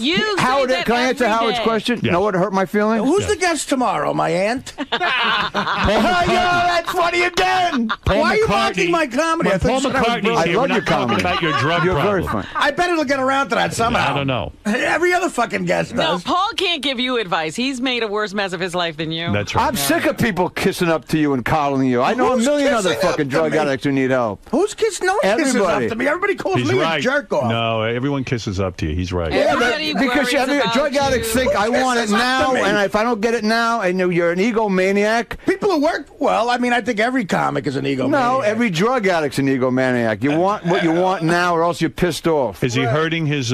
Here's how he hurt me. He wants it all. Yeah. So if he says, when I hear him say, "Hey, no, I stopped doing cocaine," all right, fine. So he can, he'll gain 300 pounds and he'll do fucking heroin. It's all the same. Right. Well, gambling. I have a friend of mine who's in Ohio. He's a sex addict. All right. Okay. He had this relationship, great in the sack, unfucking believable. Loved the girl. In the bed. Right. All right. He fucked about 18 hours a day. Okay? Why can't I get that addiction? Well, so here's the point. You have that. You just can't get any more later. Exactly. So it's easier to get heroin. But the rest of his life was totally going into the toilet, and it's hard to tell a guy, you're coming too much, man. Yeah. You got to stop coming. Right. Yeah. That's hard. Right. That's hard to tell somebody. But ultimately, I said, you're missing out on some other things. I just want you to know, there was a war. Right. I didn't know I was fucking. Would you stop coming for a war? I wouldn't. So there's you at town hall. No, but here's what hurt my feelings. Here's what hurt my feelings. I'm going to ask you a question. Because remember, I want to ask you for your crystal ball prediction on this guy. No, it's fine. And hopefully it'll be a new segment on the show? I don't know. Yes, new segment. Come on. No, here's what hurt me. Yeah. A couple of times, because Artie gave me his number, a couple of his down south, whatever the fuck it is. When I would call him, I just say this, because I just say, "Hey, it's Richard. Hope you're doing okay." Right. He knows I'm a drug addict too. Now, when you call someone who's a drug addict, if they're not in recovery, they don't call you back. Hey, turn that fucking bullshit off. So when he didn't call me back, first of all, why can't he say, "How the fuck are you doing"? Right. What if I'm holed up, slipping and fucking dying again? You should have told me that. Right. No. I would have called me back and asked me, "How are you doing?" But when he didn't, that meant I knew that he was, and I was right. He was. No, you were right. Yeah. That's why I don't want to lie to you. I don't want to lie to you. No, that's good. But you're lying to I'm gonna call you back and go. I'm all right, sober and. You don't want to lie to me, anyone else. When you stop lying to yourself, you're gonna get your life back. I lie when I'm forced to lie. I don't go out looking for it. Why didn't you call Richard and say, because I'm in trouble, didn't want to lie. I am using heroin? Because I didn't want to. Because I don't want to stop using heroin. Well, you don't have to stop. You could have just talked to him about it. Nah, but I don't want to disappoint him. I am appointing Richard your go-to guy. I want you reporting. Richard's your sponsor? That's right. All right, then I got to make a deal with Sirius. He's gonna to be in Milwaukee. I'm going to be in Phoenix. We're going to call each other. You're going to call each other. He works too much. Celebrity sponsor. All right. Look, this guy right here, Richard Lewis, is a top comic. He's reached the top of his game. You know him from Letterman. You know him from this show. You know him from Larry David uses him. Curb Your Enthusiasm. He's had his own movies. Somebody told me you will not announce the name of a club that serves alcohol if you perform there. Are you crazy? That's every club. Is that true? That's my guys just told me that. You guys also had me performing Thursday, where I'll be hopefully having intercourse with my wife Thursday night. How's that going with the wife? With the wife, Don Rickles' son, ladies and gentlemen. How's it going? Wife. How is it going with her? Huh? Are you happy still? You were a sex addict. I'm not a happy person by nature, So I could have I have the best fucking wife I could ever dream of having. Right. But I annoy the shit out of her. Are you I surprised? get into funks. Are you surprised that she's still with you? Well, I can read your fucking mind. I know exactly what you're going to ask me. I'm almost scared. It's Why? like a series. You don't know what I'm going to ask you. I almost do almost every time. What am I going to ask you next? Huh? Where am I going with this? You're going to ask her what she thinks about me tweezing my eyebrows. No, I don't care about that. I'm saying, why would this woman live with me? Yeah, if you're that big a pain in the ass, what does she love about you? Is there anything to love about you? I'm funny. I'm a decent guy, and I'm pretty good in bed. Yeah? Yeah. I don't believe that. Do you know you're pretty good in bed? How do you know that? Yeah, I have letters. I have letters and referrals. Recommendation. Yeah, no. Before I married her, I had letters from about 8 women. What are you doing Thursday night? Are you doing something at Town Hall? Are you doing a salute to Hillary Clinton? Fuck this Thursday thing. Are you doing a salute to Hillary Clinton? I don't even with know Bon who's Jovi? on the bill this week, except I'm there Saturday night. I just came in town. I'm jet lagged. You're there Saturday night. Hillary Clinton's doing stand-up? No. I'm just confused by your schedule. Saturday night, the 17th. Belzer night, 8 o'clock, Town Hall. That sounds like a fun night. It's a great venue. Who goes on first, Belzer? Belzer, yeah, with his band. You're the headliner. No, we're co-headlining, but he. What do you mean with his band? The Belzonics. What is that about? I don't want to hear him sing. The band's great. He does it. He's like a rock and roll singer. I don't know. I don't know. He's funny as shit. He's a legend, but he brings a band with him. Does he do his Mick Jagger impression? I have no idea. I don't watch anybody anymore. I come there 5 minutes before I go on. The band annoys you, doesn't it? No, but I tease him about it. Right. The belt, I mean, you're a stand-up. You go out there. The band's great, by the way, and he kills. Right. Okay, it's hard to follow. And Artie, I mean, no matter how strong you are, following an A act is murder. Right. Yeah. But with a rock and roll band, it makes it even more difficult. Hey, but I'm not gonna, no matter how great it is for him, I'm not coming on landing at an airport with, hey, where's my tuba player? I'll go fucking, I'd kill myself. Makes no sense. Hey, I lost my snare drum. Fuck you. I couldn't imagine being a prop guy. Compared to stand-up. I've been a prop guy traveling on the road, waiting for the bags. How does he do that? Where the fuck is my drum with the giraffe with the big dick? It's a lot of work there. Yeah, I couldn't imagine being first of all, I'm not a big prop comic. You don't like prop. Yeah. I can barely bring like a shirt on the road. I can't pack at all. I mean, Carrot Top has like he has a container. trunk. Listen, he has a trunk. He's making a lot of money though. Kids like the props. They like to see things come out of the trunk. Kids, it's fucking the 50-year-old ago. Yeah, I mean, if you make people laugh, what's the difference? That doesn't matter. Why do comedians put down prop comedians? I don't understand. No, I'm not putting them down. It just doesn't make me laugh, but people love that shit. Some people love I'm that. actually Well, just look at saying, Steve Martin. He was a genius. He used props. I feel bad for the guy taking all the shit. I'm not putting him down. It's a lot of work. What's the name? The name, you cannot get around that name. Carrot Top? You can't. You never give yourself a silly Mother name on Teresa would say, saving thousands of people. Look at that. It looks like fucking Carrot Top. Did you ever think about changing your name early on in your career? To Carrot Top? To Carrot Top? No fucking way. No way. Might have never worked out worked. well. Skull Cap Top. Skull Cap Top. The Jewish Carrot Top. Can I ask you something, Howard? Because Sure. I know you're into health shit, and when I heard that Lang took that colonic where The three of them, wheatgrass, right? the wheatgrass. Now, a lot of famous actresses back in the 40s did it every day. I think Betty Davis took one every Robin day. does it every They week. don't, Joan Crawford. That's right. They don't suggest every day. Robin does it all the time. Is it a rush? Does it feel good? You want No. it?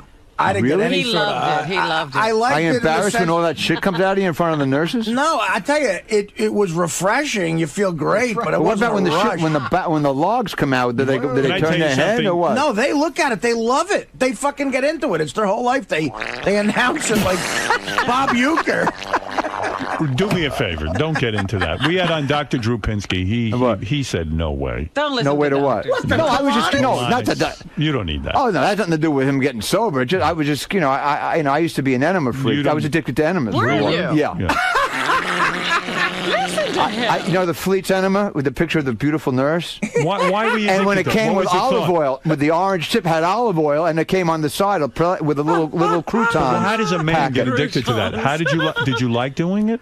I did. Yeah. What was up with that? That was a little kid. Once I had a woman squirted in my butt. Wow. It was fucking this was great. a sex thing. And then What did she charge you for that? She did that, huh?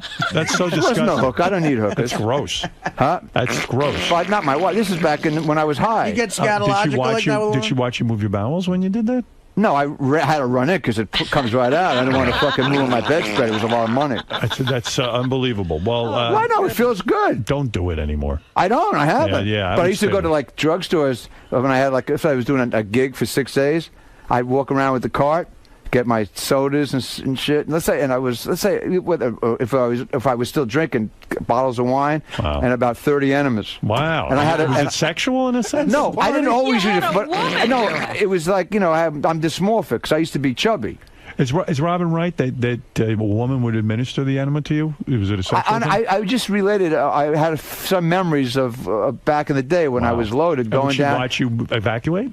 No, No. that I wasn't into. But having a stick it in the ass and squirt the water was a trip. How about Larry David? goodness. How's that job going, Larry David? Well, show? I'm shooting a lot more this month. You're close with him. You hang around with I him. know him since I'm 12. I don't hang around with anybody really. You don't It's hang just around Artie with and Steve I and Martin? Drew Pinsky. You don't have any friends, male friends?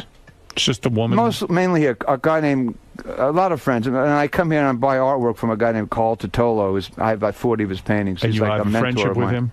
He's a best friend. Yeah, and you'll go to dinner. New He's York a artist. mentor? How does he mentor I met him you? at TITOLO, by the way. New Year's, and you can find him. He's a genius. I've never saw any art like this in my life. I met him 25 years ago. His paintings are sort of how we riff. You talking to Letterman anymore, or is he completely blown Yeah, no, you I'm off? doing all the shows. You're doing all the shows. Yeah, there's not doing one Leno show I don't too? When I want to, yeah, I guess. Yeah, you'll do those shows. I don't. Some shows are more fun than others. Right. You know? I understand. You like Letterman, I had a great time the last couple of times on Ferguson because he doesn't use any notes. He Right. just lets you ad lib. I dig that. I think it's funny, man. Who needs notes? What No, is with they all do. the notes? They pay people. You know this. I don't know Pre-screen. I don't know how.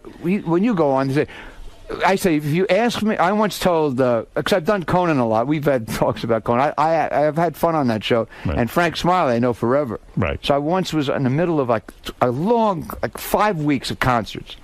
I've done at least 2 hours of new material, and I knew what was working and what wasn't. And Frank knows how he used to torture me. Right. He'd call me. And he says, "What do you want? What are you gonna do tomorrow?" I said, "What are you talking about?" It's like I said, "I'm not telling you what I'm gonna fucking do. Right. I don't know what I'm gonna do. I'm gonna ad lib." He said, "Well, give me some things." This is like years ago. Right. So I said, "Let me tell you something right now, Frank." And I love it. He's an old friend of mine. If you ask me one more time, I'm going to fucking kill you. I'm going to kill the staff. I went nuts. I snapped on the phone. So I came in, I told Conan, huh? No. No, I said, I've been doing this for 35 fucking... I don't ask me. Yeah, set me up. Yeah, I bought a fucking stapler. I can't work that way. But he was teasing me. So I went in to do Conan 2 days later because it took a day to get... And I told Conan, I said, no more. I cannot answer any more questions. I don't... No shows ask me anymore. I'm a mental case. Right. They know I'll just snap. Right. And they haven't kept me off. I said, don't ask me. They said, well, we need areas. I said, okay, God, my dick, marriage, shirts, Kleenex. Well, a lot of times... Ask me anything. I can talk forever on anything, and I trust me. A lot of times these guests come in, they have nothing to say. Hey, You they have a understand? soap opera star who's frozen. Right. They have to say, I ran into the president yesterday. You know, that's you need a pre-interview. Yeah, all right, but well, not us. All right, I mean, when you do Dave, he doesn't ask you what to talk about. Never. It's a joke. It's insulting. Listen, right. here's the. Take a few phone calls. Say hello to some people. Yeah, the people who you've set up some white supremacists to call me. No, I haven't set up anybody. Yeah, last time I always get set up. It's fun. I love it. Come on, let's say hello to a few people. Let's roll with the people. Donna, go ahead. Hey, Richard, how you doing? I'll reserve judgment. All right, I had a question. Howard made a comment about Artie's behavior not being detrimental to the show. I wanted to know how you felt about it being detrimental to him, though. Oh, yes, that's It's different. very detrimental to him. Of course. Have you seen Howard TV lately? Oh, well, of course. I mean, I feel it is, obviously, and until he faces up to his problem, you know, he'll continue to... What, did I look like shit on television?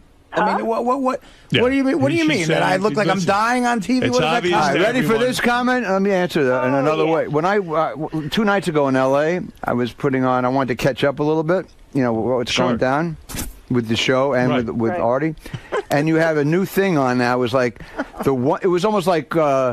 The year in review with Artie. Right. Artie's wild year. Can I just say something? Which I knew nothing That's about. Which I knew one nothing gigantic enabler for Artie. Artie's wild I'm sorry year. to say to you and the fucking company and the producers. I don't think you're wrong. He's looking at that and he's whacking off in his head saying, look at that. This is what's making me fucking great. No, and it ain't. I'm not. That's not what makes me great. I hate that thing. You do? Of course I hate it.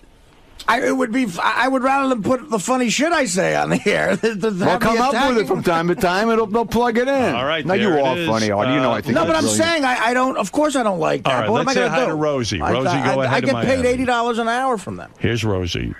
Hi, good morning. I was wondering if Artie could wait until Saturday to die because I have tickets to see him in Boca Friday. Oh, of course, Can you wait sweetie. till That's fucking hilarious. That's I'm nice. at well, thank you, sweetie, because I can say right. I'm at the Florida Atlantic University in Boca Raton. Don. Friday night call for whatever. Hi, guys. Good morning. Richard, Hey, yeah, I'm man. wondering, you're doing Larry David Curb Your Enthusiasm, and did he set you up with another hot broad for your wife? I don't know yet. I don't know till I get to the set. You have a hot woman on that? I don't watch Did that you get show. rid of the hot woman last you year. had?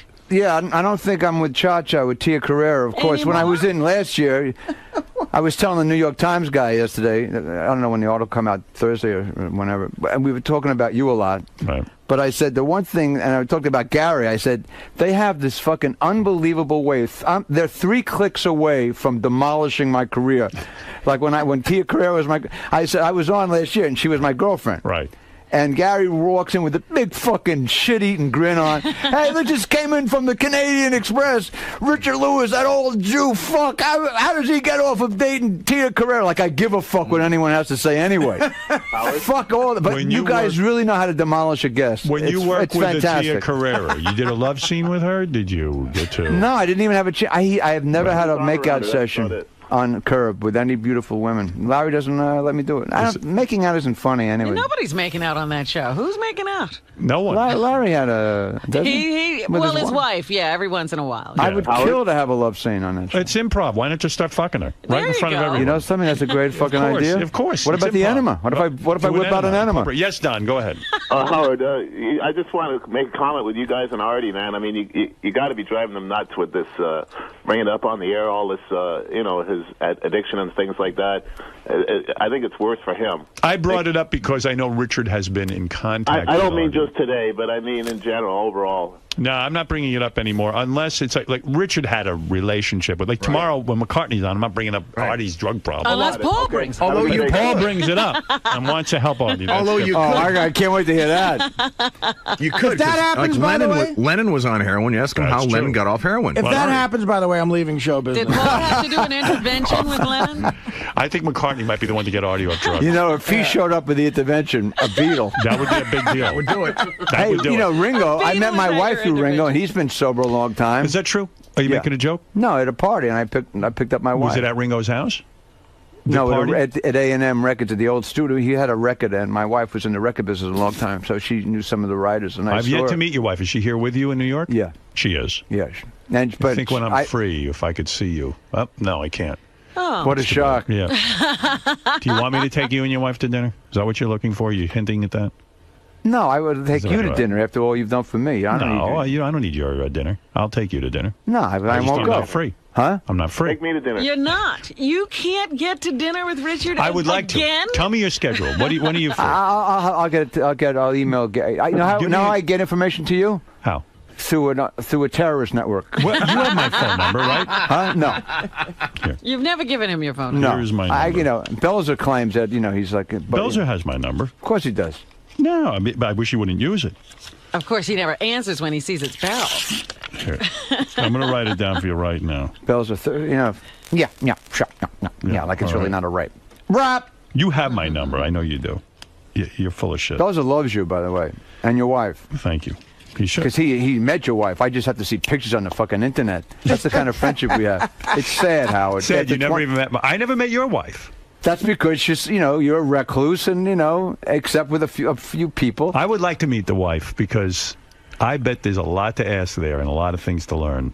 Oh, I bet. That poor woman must be a saint. Oh, my God. Because it's all about you and the marriage, I'm sure. I mean, there's no room for her needs or any of her thoughts. I mean, she has her own house. She does. Yeah. She doesn't even live with you. She has a getaway house. Oh, she has to leave really, sometime. 80 miles out of Hollywood. Wow. As soon as she says, if we get married, I have to buy my house. And then when I proposed, the next day she bought a house. Wow.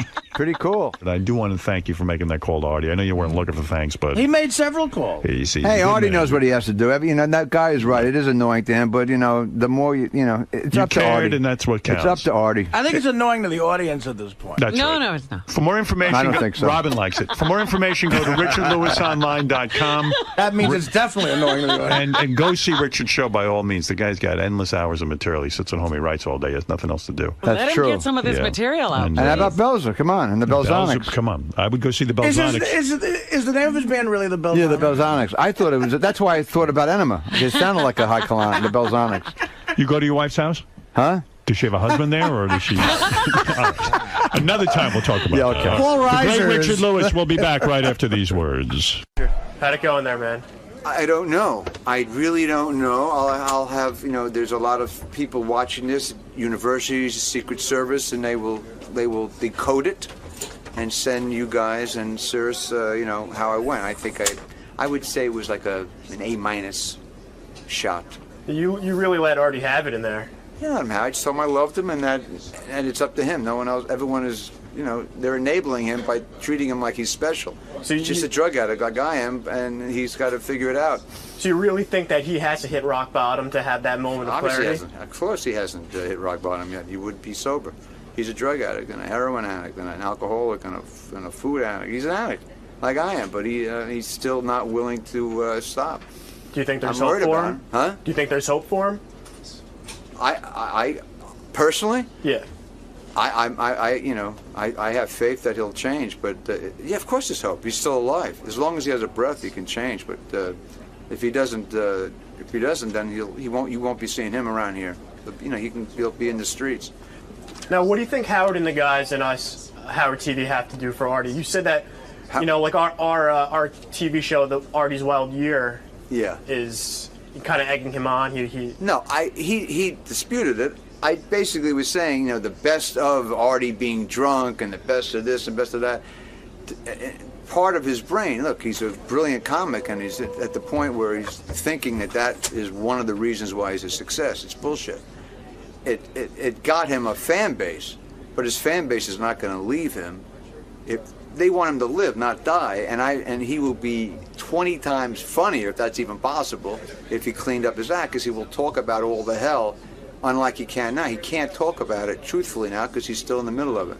And he'll be he'll be one of the best comics ever if he cleans himself up.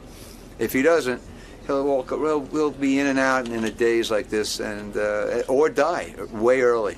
I love the guy. I'm rooting for him like I do anyone in this position. All right, we'll wish for the best. All right, ciao. Thanks, Richard. What do you think of Richard Lewis today? I love him. I'm a big Richard Lewis fan. Now, he thinks in order for you to get better, you have to hit rock bottom. Well, do you agree with that? I think with this interview right now that I'm doing with you, I've hit rock bottom. Thanks, I'm honored that Richard would be worried about me, and he's a good man. And listen, hopefully I'll die long before I hit rock bottom. I'm getting sick.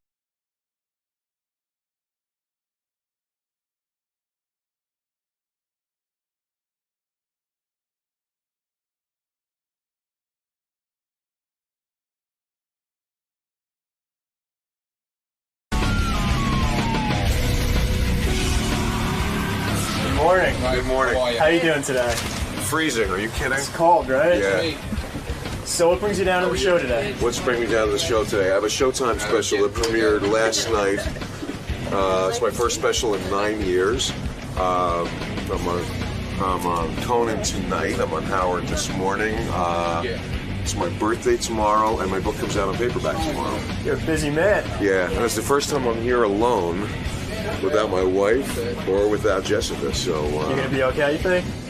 I don't know. It's pretty scary. I usually have them to like lean on. All right, well, good luck in there today. Oh, thanks. Thanks a lot. Bobby Schimmel is here. He's a top comic. Everybody loves him. I think he's got a new CD out, a new DVD. Because I was going through my mailbag yesterday, and I see a very big picture of Schimmel and DVD and the whole thing. I think it's a new DVD. So I think that's what he's here promoting. Also, Bob Schimmel's comedy special, Life Since Then, on Showtime. And he's got his book out. You know, he's a busy guy. He's a working comedian. Here's the guy. This is the guy I'm talking about, Bob Schimmel. You've heard of him. There he is. There he is. Yeah, Looks like Steve Jobs. Yeah, he looks a little like Steve Jobs. No. A little? Yeah, you do. Did anyone ever say, Mr. Jobs, what do you have? Do you have an iPod for me? I wish. What are your new ideas? I know you like cupcakes, and I know it was your birthday. So. Wow, look at this shit. Thanks, Bob. You know, Bob, you don't look real happy giving somebody cupcakes. You look like you're annoyed by it. But put the headphones on. We can't hear you. Why? You can't hear me if I don't have these on? No, we don't. We the have microphone a is in there. Oh, you don't. So I buy them, and, I'm trying to do a nice thing. And then Gary goes, what's that? And I said, I bought cupcakes for Artie and you guys. And he said, well, do you know that Artie and I have cupcakes named after ourselves at a different bakery? So it's like I can't even get the right cupcake. I'll tell you what. These are, first of all, I guess we do have a show bakery, but these are unbelievably expensive, fantastic cupcakes. What are those? They're from another bakery in town that just opened up close by us. Yeah. But these are amazing. Oh, wow. Thanks. Do you think you're enabling Artie when you come in here with cupcakes? You know Artie is obese. It's a nice gesture. He's got a weight problem. Look at this cupcake. Yeah, that's Johnny Walker Black. Is it really? No. What is that cupcake that Artie's I think it's devil food cake. Yeah, Howard, these Let me see, Artie. Crumbs is No, amazing. there's enough for everybody in there. There's a dozen. Wow. Oh, no, there isn't. Those are Artie's. That's Artie's portion. Let me ask you something. Do you eat cupcakes? Because you're wasting away. What do you weigh now? Do you know? I'm not wasting away. You look very thin. I've been on this press thing for like days. Thin. Disturbingly thin? Yeah. You're a little too thin. Okay. Am I right, Robin? Steve Jobs then. That's why I said it. Yeah, you look a little like Steve Jobs. Is your health okay? My health is terrific. Can I ever be on here without something being wrong? I mean, I walk in and I look like Steve Jobs, like right out of the gate.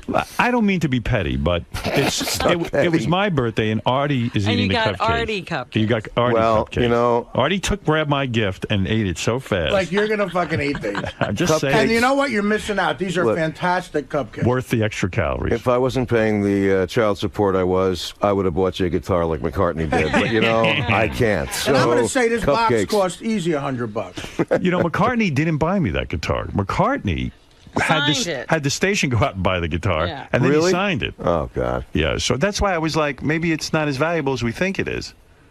Howard, I think that what happened was that Scott Greenstein really wanted to give you a present, so he got the guitar and got McCartney to sign it. Okay. Well, anyway, I have it hanging up. I'm very happy with it. I mean, it is what it is. It's a guitar signed by Paul McCartney. When Paul handed it to me, I thought he was giving me his guitar signed. You understand? Like, that would have been amazing. I don't know if I should be so blown out. Yeah. No, still, he's one of the Beatles. Are you kidding? But he signed something that essentially has nothing to do with the Beatles. Right? Am I right? Yeah. I don't mean to be petty about my gift, but I'm not sure it's as valuable. It has something to do with the Beatles because he signed it. But what? He never played it. That's what I mean. He signed it. He touched it. Howard, you're being what we call in the neighborhood a jerk-off. Am I being a jerk-off? Yeah. I mean, Paul McCartney gave you a signed guitar.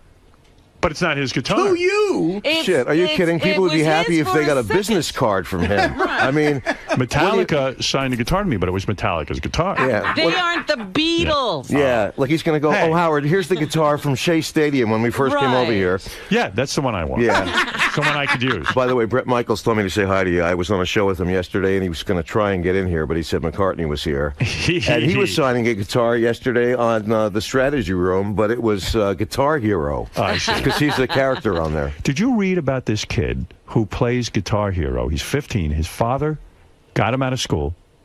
His son now practices 10 hours a day of Guitar Hero because they think that it might work into a business. I'm not bullshitting you. I just read about this. I mean, what is that? I could see maybe the guy says, hey, my son's good on the real guitar, and I want him to be a musician. I'm going to let him, he doesn't like school, I'm going to let him practice all the time. I mean, who would you let, your kids all went through school, right? Yeah. Hey, speaking of your kids, you know, Sarah Silverman, who loves you. Oh, boy. She attacked Jess. Yes. Did you hear it? Yes, I did. We'll try to play it and remind people, and then you could comment. If you don't mind, I'd like to know. Sarah Silverman, a very talented comedian who's a friend of mine. She came in here and she blasted Bob's daughter. And I'm going to play for you. Where is that, Gary? It didn't blast me. No, did not blast you, and that's most important. Where is the clip now? Gary, page 1 in purple. Gary, page 1 in what? Purple. Purple. Okay.